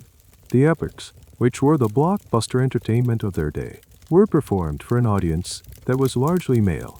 The stories of abduction and the capture of women, while horrifying from a modern perspective, may have been perceived by that audience as part of the expected spoils of war, a motivating fantasy for the soldiers and a dramatic element for the listeners. The suffering of the women was not the point of the story. It was the backdrop for the heroic actions and tragic fates of the male protagonists. The romanticization of abduction in myth served to normalize a terrifying reality of warfare. The question of consent in these myths is a deeply complex and anachronistic one. The modern concept of consent would have been largely alien to the ancient Greek mindset, especially concerning women. A woman's consent was not legally or socially required for marriage, let alone in a situation of war or divine intervention. This is a point that classicists are continually wrestling with. How do we analyze these stories using our own ethical frameworks without imposing modern values onto a very different world? The most common approach is to acknowledge the brutal reality of the power dynamics described, even if the ancient authors themselves did not frame it as a problem. You are trapped. You cannot go back to the Greeks. They would see you as a traitor. You are not truly one of the Trojans. They see you as the cause of their destruction. You live in a luxurious prison in the palace of King Priam, surrounded by a family that tolerates you out of duty to their son, but blames you for their impending doom. The only person who seems to show you consistent kindness is Hector, the great Trojan hero, who sees the human woman behind the legendary face. But you know he is destined to die. You are a prophet of your own tragedy, watching the pieces fall into place, knowing it will all end in fire and death. The grand, romantic myth of your abduction has dissolved, revealing the ugly truth beneath. You are a spoil of war who was claimed before the war was even over, and your only future is to be reclaimed by the victors. The high walls of Troy have become your world.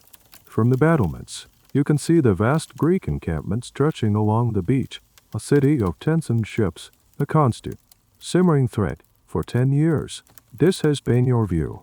The war has become a feature of the landscape, a monotonous, grinding reality, and in all that time, you have been utterly without protection, a ship without a rudder in a raging storm.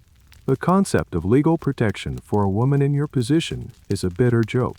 You have no rights, only the precarious goodwill of the man who currently possesses you. In your former life in Sparta, you were protected by the structure of the oikos. Your father, and then your husband Menelaus, had a vested interest in guarding you. Your value as a political asset and the source of their honor demanded it. But here in Troy, your value is negative. You are a liability. King Priam and his family protect you because you are the wife of their son, Paris. But it is a protection born of familial duty, not law. There is no court you could appeal to, no magistrate who would hear your case. You are a foreigner, an enemy, the cause of the war. If Paris were to cast you out, or if the royal family were to turn on you, there would be no recourse. You would be thrown to the wolves.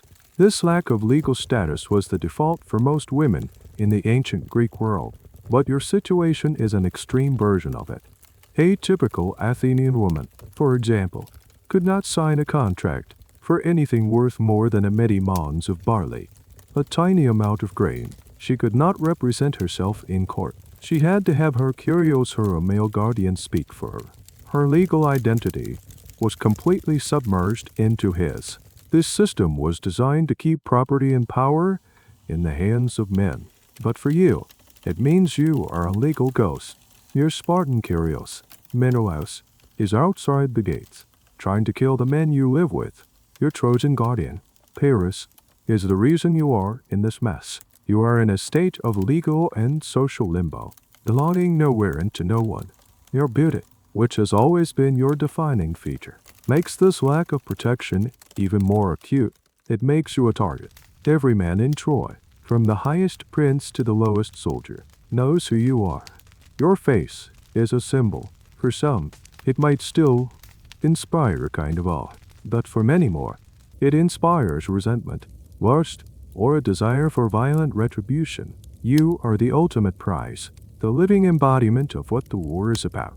When the city falls, and in your heart, you know it will fall, you will be the first thing the conquering Greeks look for. You are not just a person. You are the symbolic victory. There is a specific, rather grim category of women whose plight was even more visible than that of wives. The perilous, or concubine. These were women who lived with a man, often sharing his bed and home, but were not his legal wife. They were frequently for unborn or former slaves. They had even fewer protections than a wife. Their children were not considered legitimate heirs.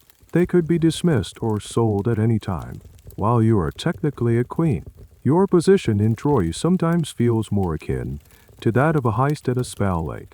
Your legitimacy is questionable, your future uncertain, and your safety entirely dependent on the whims of one man. The line between wife and concubine could be perilously thin, and often depended on the political and social context rather than a formal legal decree. Historians have debated whether the complete lack of female legal power was uniform across the entire Greek world. The evidence from places like Gortyion in Crete, for example, shows that women there had slightly more rights. They could own and inherit property independently of their husbands. Spartan women, famously, were also known to have more freedom and economic power than their Athenian counterparts. This scholarly debate, however, offers you no comfort. You are not in Gortyion or Sparta. You are in Troy, a city in a state of total war, where the normal rules of society have been suspended and replaced by the brutal logic of survival. And in that logic, you were a high-value, high-risk object, so you learn to navigate the treacherous currents of the Trojan court. You are quiet, observant, and careful. You are gracious to Queen Hecuba, respectful to King Priam, and you endure the presence of Paris. You perform the duties of a royal woman, weaving and overseeing your household.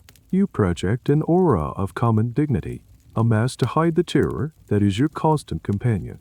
You know that the walls of Troy are the only thing keeping you alive, but they are also the walls of your prison. You are trapped in a fortress that is besieged from without and filled with resentment from within. There is no escape. There is only the waiting for the day when the walls will inevitably fall, and your fate will be decided by the men who finally break through them. The war grinds on, A decade-long symphony of bronze against bronze, of war cries and funeral wails, the stories of the heroes, Achilles' rage, Hector's nobility, Odysseus' cunning, are forged in the heat of this conflict. They will be told and retold for thousands of years, becoming the foundation of Western literature. But these grand narratives, sung by poets to rapt audiences, perform a subtle and cruel alchemy. They take the raw, brutal reality of your experience, the terror, the loss, the suffering, and transform it into mere background scenery for the drama of men. Your tragedy is not the story. It is a set dressing. You are a character in their epic, but you are not the protagonist. The focus is on the men's struggle for Kalios, for immortal fame and glory. They seek it in battle, in killing, in dying a good death. The entire Trojan War, from their perspective, is a massive, glorious, terrible stage for the pursuit of this glory. And what is your role in this? You are the catalyst, the excuse, the prize. The great poet Homer gives you moments of reflection, of sadness, of self-recrimination. He grants you a measure of psychological depth, but he does not grant you agency. Your suffering is poignant, but it is ultimately secondary to the martial and moral struggles of the male heroes. This transformation of real trauma into entertainment is one of the most powerful and insidious functions of epic poetry. It takes the messy, painful, and often pointless reality of war and gives it a narrative shape, a meaning, a purpose. The death of a young man on the battlefield is no longer just a tragic waste. It is a heroic sacrifice in the struggle for honor. The sacking of a city is not just a chaotic massacre. It is the dramatic climax of a 10-year struggle. And your abduction and the subsequent war are not a cascading series of bad decisions and violent acts. They are a fateful, divinely ordained drama about duty, nerve, and betrayal. The poet is a kind of magician, turning blood into ink and screams into verse. Think of the women of Troy, the silent chorus to your tragedy. Think of Hecuba, your mother-in-law, the queen. She will watch almost all of her sons, including the noble Hector, be killed in the war. She will see her husband, King Priam, cut down in his own palace. She will then be taken as a slave by the victorious Greeks. Think of Andromache, Hector's beloved wife. You witness her heartbreaking farewell to her husband before he goes out to his final, fatal duel with Achilles.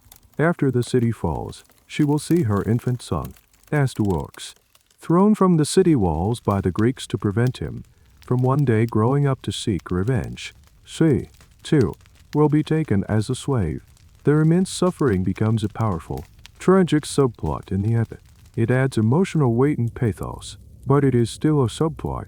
The main stage belongs to the men who are causing their suffering. There is a very specific and peculiar term in the study of epic poetry, herostei. It refers to a hero's moment of excellence, a scene in the narrative where he dominates the battlefield, killing foe after foe, showcasing his divine-like prowess. The Iliad is structured around a series of these herostei, I for different heroes like Diomedes, Agamemnon, and of course, Achilles. These are the action movie highlights of the epic. They are thrilling, violent, and entirely focused on the glory of the male warrior. The consequences of this violence, the widows, the orphans, the enslaved women, are the emotional fallout, the material for the sad songs sung after the battle is over. The poets acknowledge the pain, but they glorify the act. The academic debate over the Iliad's perspective on war is endless.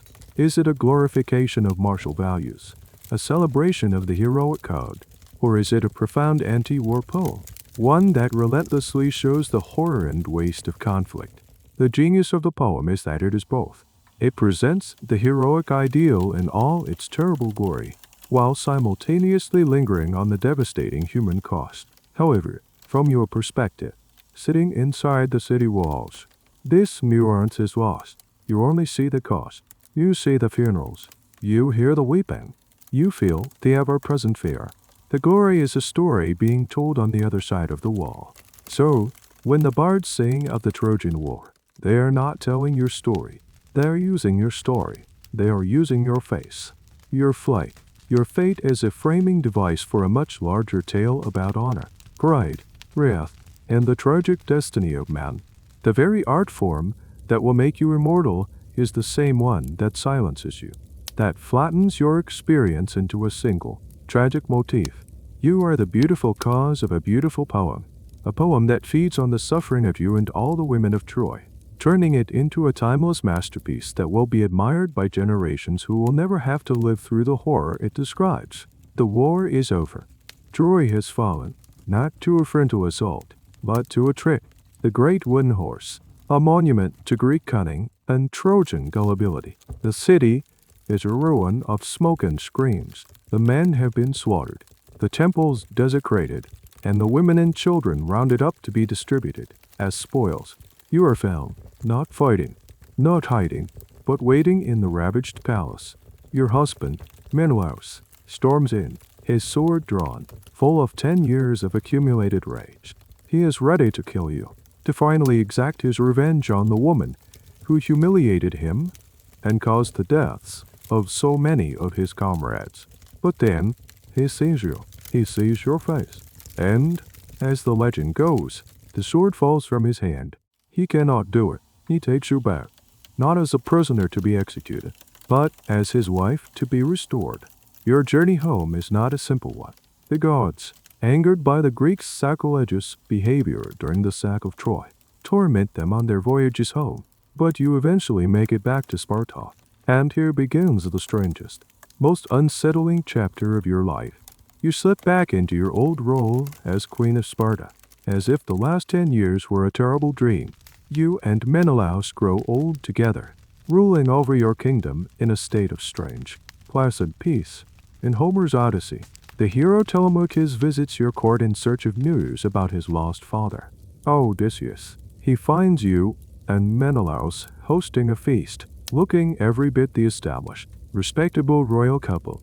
But beneath the surface of this domestic tranquility, the trauma lingers. At the feast, you all begin to reminisce about the Trojan War, and the memories are too painful. The men begin to weep, and what do? You slip a drug into their wine bowl, a potion called nepenthe, which you obtained in Egypt on your journey home. It has the magical property of banishing all grief and sorrow. Whoever drank this, once it was mixed in the bowl, Homer tells us, would not shed a tear that day, not even if his mother and father died, not even if his brother or his own son were cut down with a sword before his eyes. You drug your husband and his guests to get them to stop crying about the war you caused. It is a moment of profound psychological strangeness. Are you being kind, or are you simply silencing the painful truth, chemically smoothing over the past?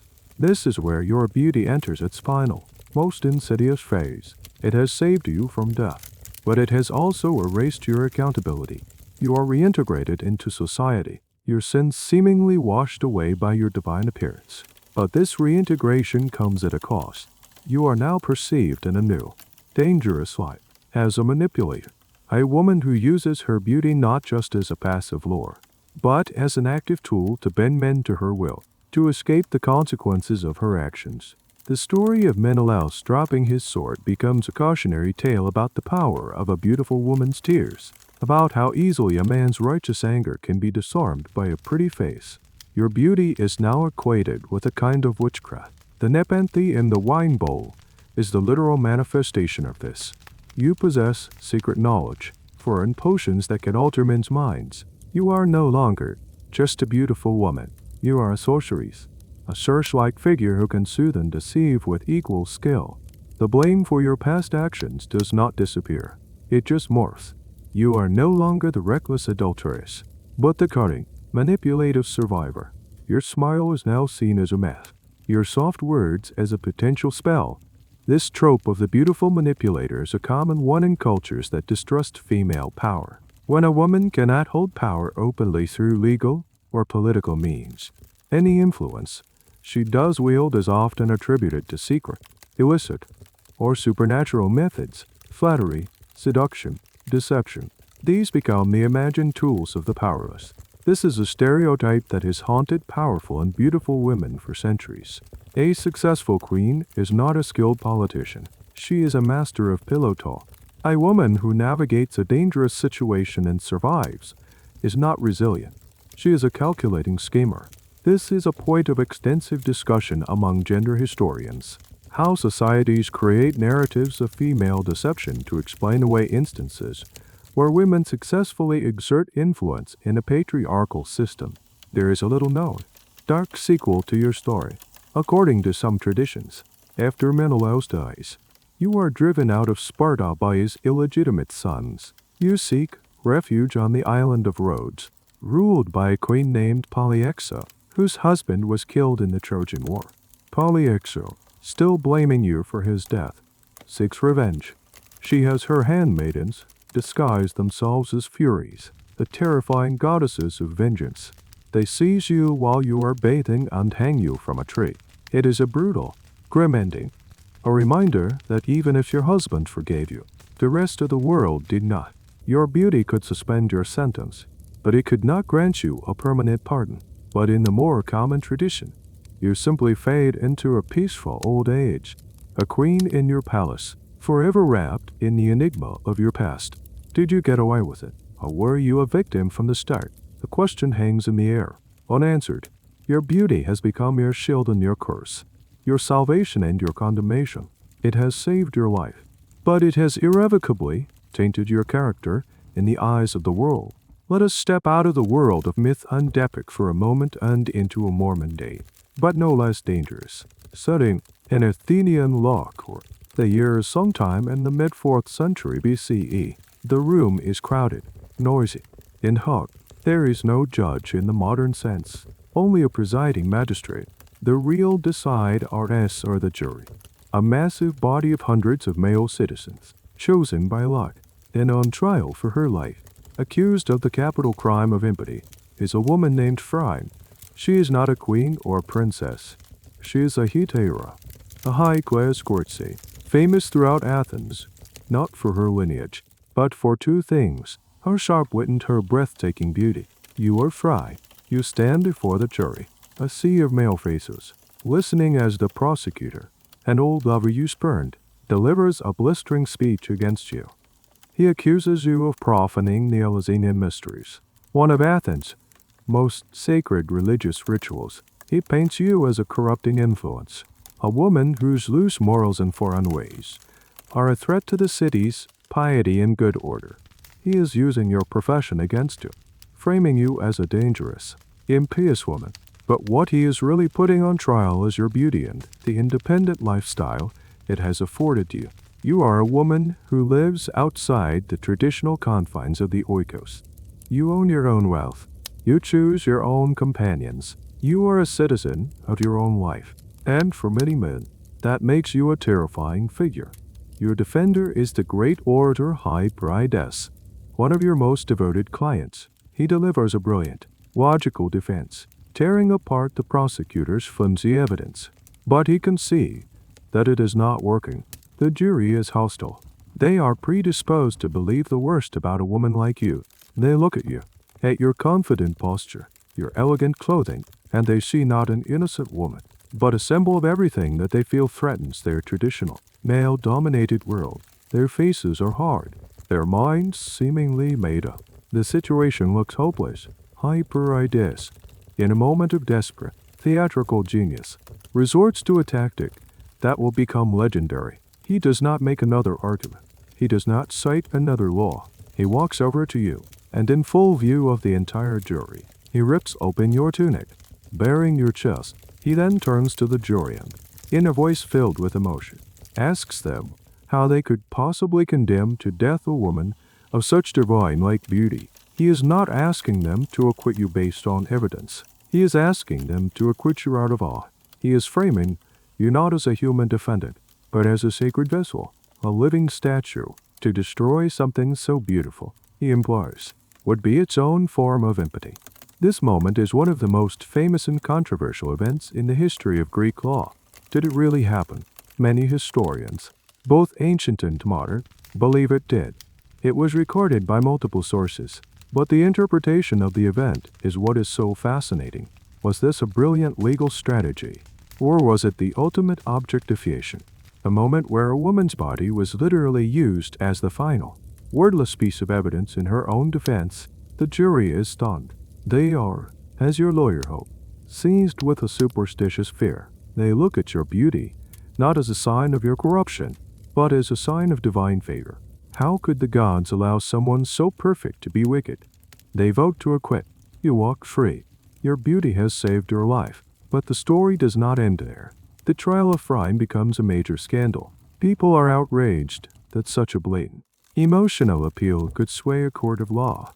It reinforces a deep-seated suspicion that beauty is a tool of manipulation, a force that can override logic, reason, and even justice. You are not seen as innocent. You are seen as having gotten away with it. Your acquittal is presented as proof that a beautiful woman can literally bewitch a jury of men, turning them from sober arbiters of justice into a gaping, mesmerized mob. The story is told as a warning about the dangers of letting women and their bodies into the public sphere. A strange but telling detail from your life, Phryne, is that you were said to be the model for one of the most famous sculptures of the ancient world, the Aphrodite of Gay, Aeneas by the sculptor Praxiteles. This was a revolutionary statue. It was one of the first, and certainly the most famous, life-sized representations of a major goddess in the nude. It was a sensation. People traveled from all over the Mediterranean world just to look at it. If the stories are true, then your body was literally the template for the goddess of beauty.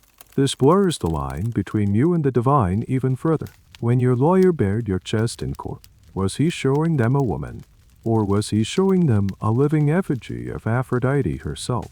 This is a question historians of art and religion love to debate. Your story, Phryne, is the real-world crystallization of all the mythical fears.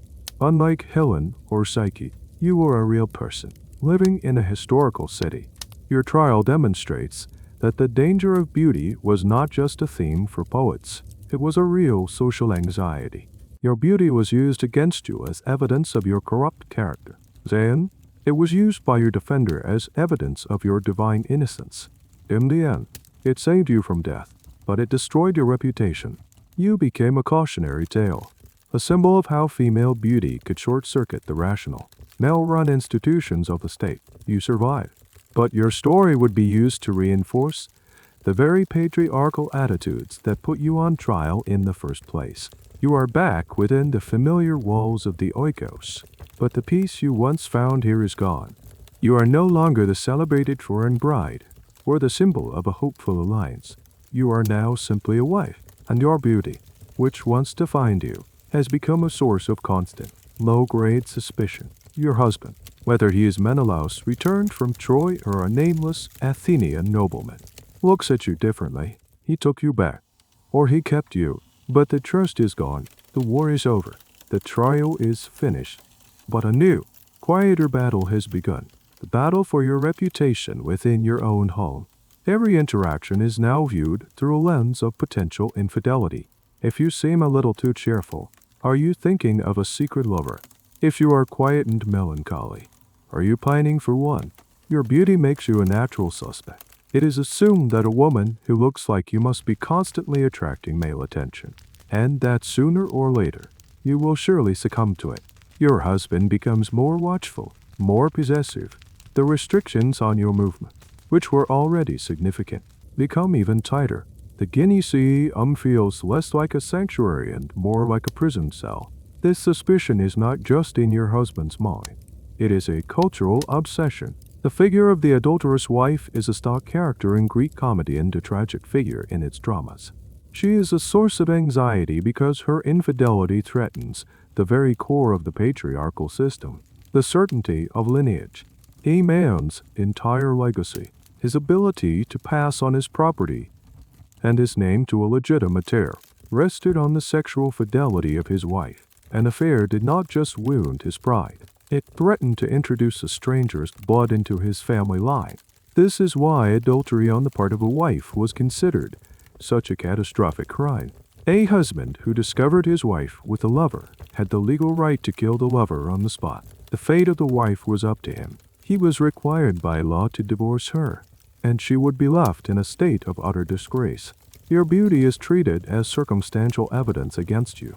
In a society with a deep-seated belief that women were inherently more lustful and less rational than men. A beautiful woman was seen as a high-risk individual. It was assumed that her passions must be stronger, her self-control weaker. The philosopher Aristotle himself wrote that women were more compassionate and more given to tears, but also more jealous and querulous, more fond of railing, and more contentious.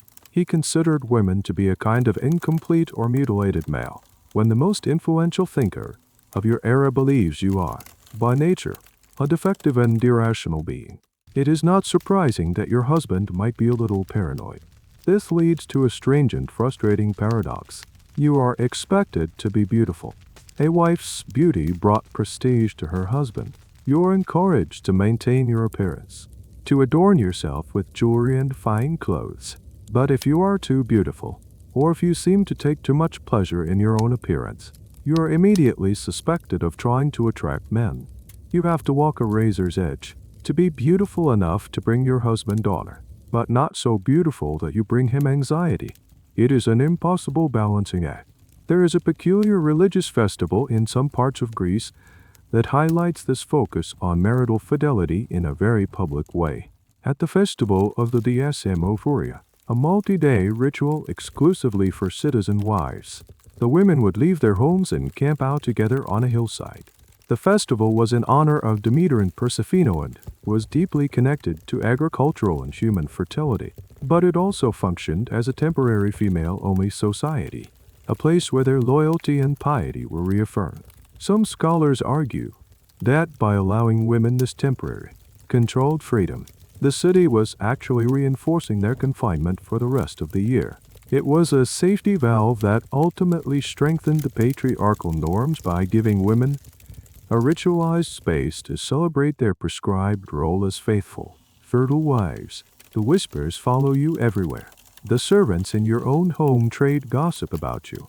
The other women in the community, perhaps jealous of your beauty or eager to see you brought low, watch your every move. A friendly conversation with a male cousin, a smile directed at a guest. Anything can be misinterpreted, twisted into a story of flirtation or secret assignation. Your reputation becomes a fragile, gossamer thing, easily torn, and once stored, it can never be repaired. You are living in a panopticon of your own community, constantly being watched and judged. The danger is no longer a dramatic, epic threat from gods or armies. It is a slow, quiet, corrosive poison of suspicion that seeps into every corner of your daily life. Your face, once a key to a kingdom, has become the lock on your own cage. The suspicion that clings to you like a damp fog begins to take on a darker, more sinister shade. It is no longer just whispers of infidelity. It is whispers of something else, something that taps into a deeper, more primal fear. It is the accusation of witchcraft. Your beauty, which has already been equated with manipulation and deception, is now linked to the use of forbidden knowledge, of pharmaca, a word that can mean drugs, potions, poisons, or magic spells. In a world without a clear scientific understanding of cause and effect, your ability to influence people, to survive disaster, to captivate a courtroom, or to win back a husband is not seen as resilience or luck. It is seen as evidence of unnatural power. The logic is simple and terrifying. How did you, Helen, make Menelaus drop his sword?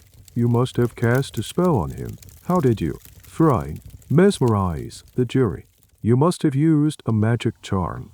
How do you maintain your youthful appearance while other women age? You must have access to secret potions. The accusation of witchcraft becomes the default explanation for any female power that cannot be easily explained or controlled. It is the ultimate tool for delegitimizing a woman's influence. She is not clever. She is cunning. She is not persuasive. She is bewitching. This fear is especially potent when directed at women who live on the margins of society. For unwomen, wise women who know about herbs and remedies.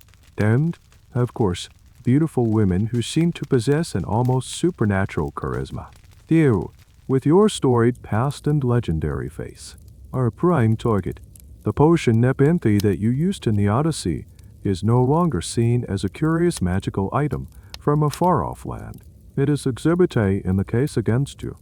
If you have a potion to erase sorrow, what other potions do you have? Potions to create love, to cause madness, to induce death. Your knowledge, once a mark of your worldliness, is now a mark of your danger. The line between medicine, magic, and poison was incredibly blurry in the ancient world. A woman who knew herbal remedies to heal a sick child could easily be accused of knowing how to create poisons if she fell out of favor with her neighbors. The pharmakeia, or the use of these substances, was a crime, but what constituted criminal use was often in the eye of the beholder. There was a genuine fear of poisoning. It was a real and present danger in a society of intense political rivalries and domestic strife. This fear, however, often latched onto pre-existing social anxieties, and there was no greater anxiety than the fear of a woman subverting the power of a man from within his own home. One of the most famous literary witches of the ancient world is Medea. She is a foreign princess, a powerful sorceress who helps the hero Jason obtain the golden fleece using her magic. He marries her and she bears him children. But when they return to Greece, Jason decides to abandon her for a more politically advantageous marriage to a Greek princess. Medea, enraged by this betrayal, uses her knowledge of pharmaca to exact a horrific revenge. She sends the new bride a poisoned robe that burns her alive. And then, in a final, devastating act, she kills her own children to punish Jason. Medea's story is the ultimate cautionary tale about the spurned, powerful, foreign women. It explicitly links female passion, forensics, and deadly magic into one terrifying package. And now, you see echoes of her story being projected onto you. You are the beautiful foreigner with secret knowledge, are you not? Therefore, a potential Medea. There is a fascinating and peculiar subcategory of magic in the ancient world. Curse tablets. These were thin sheets of lead on which someone would write a curse against an enemy, a rival in business, a romantic competitor, or an opponent in a lawsuit. They would then fold up the lead sheet, often pierce it with a nail, and deposit it in a place they believed to be close to the underworld gods, like a well or a grave. Archaeologists have found hundreds of these tablets. They are a raw, unfiltered glimpse into the anxieties and hatreds of ordinary people, and a significant number of them are love or sex-related curses, attempting to bind a lover or break up a rival couple. This tells us that the idea of using magic to manipulate romantic and personal relationships was not just a literary trope.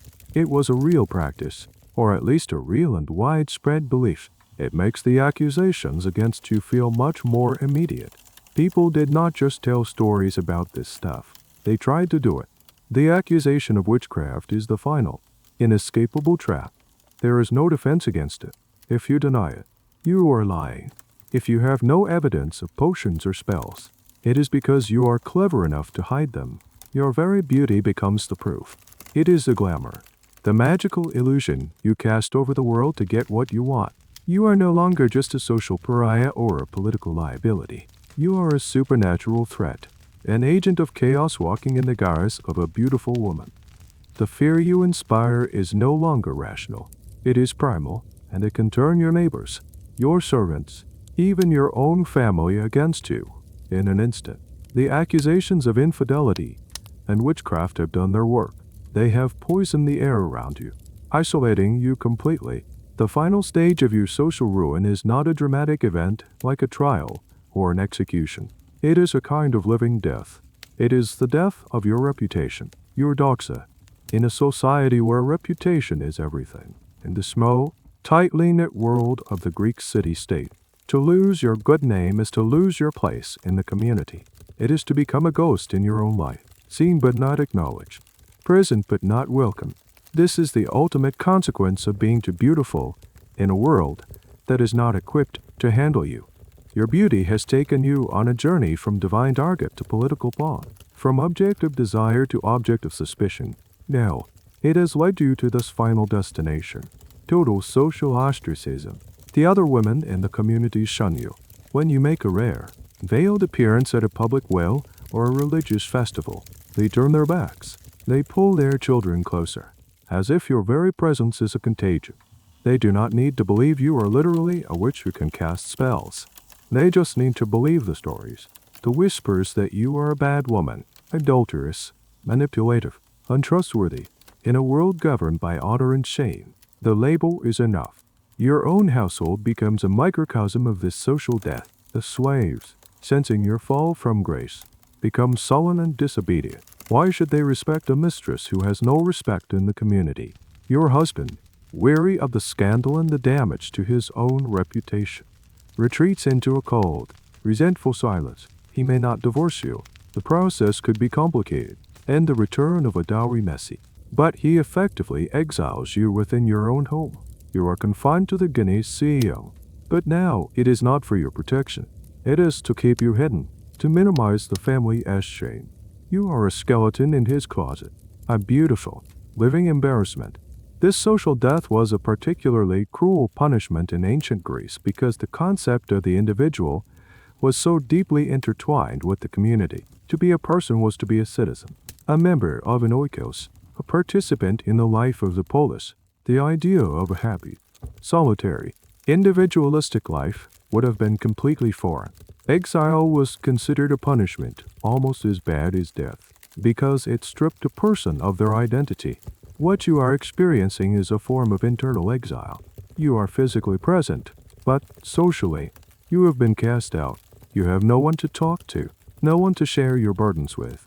The silence in the women's quarters is no longer peaceful or contemplative. It is the profound, crushing silence of solitary confinement. There was a specific legal process in Athens that, while not directly applicable to you, illustrates this concept of social death perfectly. Atimia was the loss of honor, a form of civic disenfranchisement. A man declared at Imos could lose his political rights, his right to speak in the assembly, or even his right to enter certain public spaces like the agora. He was a non-person in the political sphere. While there was no formal legal category of atimia for women, the social shunning you are experiencing is its domestic equivalent. You have been stripped of your honor, your social standing, and your voice. You have been rendered a non-person within your own community. One of the less discussed but poignant aspects of a woman's life was the network of female relationships. Despite their confinement, women built strong bonds with their mothers, sisters, cousins, and neighbors. These relationships, forged in the shared space of the Guinea's CE, or at the public fountain, were a vital source of emotional support, practical help, and shared identity. The loss of this network is one of the most painful aspects of your social ruin. You are cut off from the very people who could offer you comfort and solidarity. The other women do not just avoid you. They actively participate in your ostracism, perhaps to protect their own reputations by disassociating from you. This betrayal by your own gender is a particularly bitter pill to swallow. Historians are still debating the emotional and psychological toll of this kind of existence. Without personal letters or diaries from women of this era, we are left to speculate. Did this social death lead to depression, to madness? The historical record is silent, but we can imagine the slow, grinding erosion of the human spirit. To be utterly alone, surrounded by people who hate and fear you, to be blamed for a quality you never asked for. It is a unique and terrible form of torture. Your beauty, the thing that made you the center of the world's attention, has now cast you into a void. It promised you everything and left you with nothing. It was a divine gift that delivered a mortal hell, proving that in your world, sometimes the worst thing you can be is unforgettable. You sit in the deep shadows of the Guinea's CEO. The house is naturally quiet around you. The sunbeam that lances through the opening in the roof illuminates the dancing dust motes, the only lively things in the room. You have come full circle. Your journey, which took you through divine jealousy, political intrigue, war, and scandal, has led you right back to where you started, a silent, enclosed space. But the nature of your confinement has changed. At the beginning, the walls were to protect the precious, volatile asset. Now, they are to hide a disgrace. And in this final, quiet phase of your life, a strange and powerful paradox comes into focus. In a world that relentlessly celebrated, commodified, and punished female beauty, the greatest source of safety for a woman was to be overlooked. to be invisible. Think of the other women you have known, the ones who were not blessed or cursed with your kind of beauty. Think of your sisters, if you were Psyche, who were married off to respectable kings and faded into normal, aristocratic lives. Think of the thousands of anonymous Greek women whose names were never recorded, who were not beautiful enough to start a war or inspire a myth. They lived their lives in the same restrictive society, bound by the same patriarchal rules, but they were safe from the specific, high-stakes dangers that your face attracted. They were not targeted by lustful gods. They were not valuable enough to be used as top-tier political pawns in high-stakes alliances. Their husbands were less likely to be consumed by a corrosive, honor-based jealousy. They were never accused of butchering a jury because they never had to stand trial for their lives. Their anonymity was their shield. By being plain, or simply ordinary, they were granted a kind of freedom, not the freedom of agency or power, but the freedom from being a target. They could move through the world with a lower profile, their lives less likely to be derailed by the catastrophic whims of gods and powerful men. Their existence was, in a way, more their own, precisely because it was less valuable to others. This is a deeply unsettling conclusion to reach. It suggests that for a woman in your world, ambition, fame, and notice were not paths to a better life, but invitations to disaster. The wisest prayer was not for beauty or glory, but for a quiet, unremarkable existence. This preference for female invisibility was woven into the very fabric of Athenian public life. The great statesman Pericles, in his famous funeral oration, one of the foundational texts of Athenian democracy, had some advice for the war widows he was addressing. After praising their dead husbands, he says of the women, "Great will be your glory in not falling short of your natural character, and her glory is greatest who is least talked of among the men, whether for good or for bad." This is a stunning statement. The highest praise he can offer a woman is that no one talks about her. Her virtue is her obscurity. To be the subject of public discussion, even for positive reasons, was to have failed in her primary duty, which was to be a quiet, unobtrusive presence in the background of a man's world. This sentiment is echoed in a slightly quirky, lesser-known anecdote about the philosopher Pythagoras. The Pythagoreans were a secretive, mystical sect who believed in the transmigration of souls and the mathematical harmony of the universe. It was said that they allowed women into their inner circle, which was unusual for the time. However, a Pythagorean woman was supposedly asked what color her dress was. Her response was, "The same color as my face." When she was in public, she was blushing with modesty, so you could not tell the color of her dress. It is a strange little story, but it illustrates the ideal of female modesty and self-effacement perfectly. The ideal woman is so humble, she literally blends into the background. Historians debate whether this ideal of female invisibility was a universal Greek value or a more specifically Athenian obsession. Evidence from Sparta, again, suggests a different attitude, where women's physical fitness was celebrated and they had a more public-facing role. But the Athenian model, thanks to the survival of its literature and philosophy, became the most influential and is often what we think of when we imagine ancient Greece. And in that model, the message is clear. A woman's safety is proportional to her obscurity.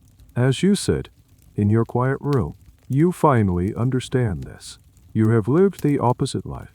You have been the most talked about woman of your generation. Your face has been a blessing and a brand, a treasure and a weapon. It has brought you luxury and misery, adoration and hatred. And now, at the end of it all, you crave the one thing you can never have, the simple, peaceful, safe invisibility of an ordinary woman. You would trade all the poems, all the palaces, all the legendary fame, for a life in which no one knew your name. The paradox is complete. In a culture that created some of the most enduring images of beauty the world has ever known, the secret to a woman's survival was to be unseen. The sun is set, and the only light in the room is the soft, flickering glow from a single olive oil lamp. It casts long, dancing shadows on the walls, making the familiar space feel strange and distant. Your journey through ancient Greece is coming to an end. We have walked in the footsteps of goddesses and courtesans, of queens and prisoners. We have seen how a face could be a divine provocation, a political tool, a catalyst for war, and an indictment in a court of law. And now, in the quiet of this final moment, we are left with one last, lingering question. What has really changed? You pick up a polished bronze mirror, the same kind we started this journey with, but instead of your ancient Greek face, you see your own, modern reflection, dimly lit by the glow of the screen you are watching. The image is clearer than what an ancient Greek woman would have seen, but the anxieties it reflects might feel surprisingly familiar. The world outside your window is not the world of Athens or Sparta.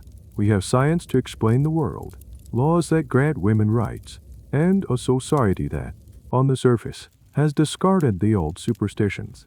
We do not believe that beautiful women are literally cursed by jealous goddesses, and yet, the echo of that ancient world is louder than we might think. The core idea that female beauty is a powerful, dangerous, and disruptive force has not vanished. It has simply changed its clothes. Today, we do not talk about the jealousy of the gods, but we talk endlessly about the curse of beauty in the media. A beautiful actress is praised for her looks, but struggles to be taken seriously for her craft. Her talent is perpetually overshadowed by her appearance. A successful female CEO is admired for her power, but a magazine article about her will inevitably comment on her wardrobe, her hairstyle, her ageless appearance, in a way it never would for her male counterpart. Her authority is subtly undermined by a relentless focus on her looks. The political pawn dynamic has also evolved. Most women are no longer traded in literal marriage alliances to secure borders, but the modern world has its own forms of commodification. In the vast marketplace of social media, beauty is a currency. A pretty face can launch a career, build a brand, attract millions of followers, but that fame is often precarious, dependent on maintaining a certain look, on feeding an algorithm that values appearance above all else. A woman can become a brand, an asset to be managed, her personal life becoming public fodder, her every flaw scrutinized by a global audience. She becomes a pawn in a different kind of game, one played for clicks and engagement instead of territory. And what of the accusations, the suspicion? We no longer accuse beautiful women of literal witchcraft, of brewing potions in a cauldron, but the underlying suspicion that a beautiful woman's success is not entirely earned, that it must be the result of manipulation or seduction, is still alive and well. She slept her way to the top. She used her looks to get ahead. These are the modern versions of the witchcraft accusation. They are whispers meant to delegitimize female achievement, to attribute a woman's power not to her intellect or hard work, but to the unfair advantage of her appearance. The tools have changed. Gossip blogs instead of curse tablets. But the intent is the same. Historians who study the long arc of social history, what is sometimes called the longue durée, are fascinated by these persistent cultural attitudes.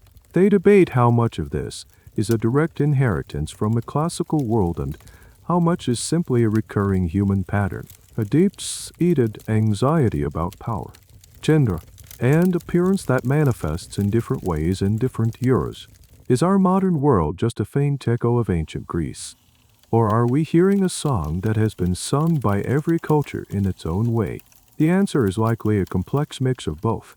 The ancient mirror you hold reflects these modern truths back at you. It shows us that while the specific dangers have changed, the fundamental paradox of female beauty remains. It is still a source of immense power and immense vulnerability. It is celebrated unsuspected, desired and punished.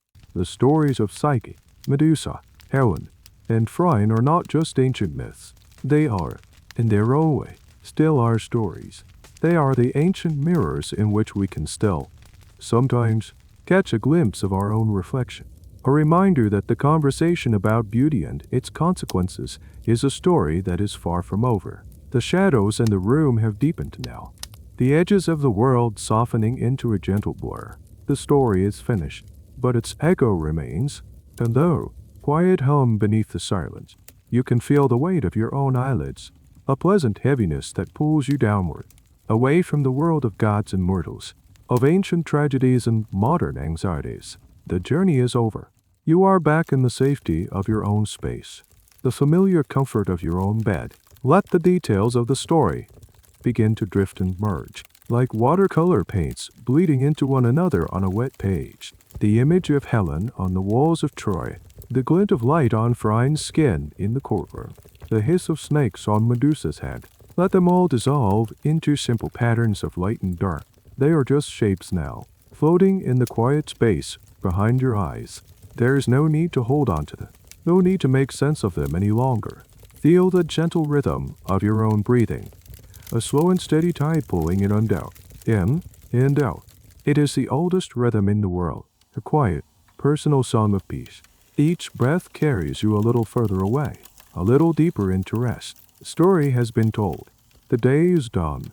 The only thing left to do now is to let go, to allow yourself to float on this quiet, peaceful current, down into the deep, restorative darkness of a good night's sleep. Let the last vestiges of thought unravel, and allow the silence to cradle you.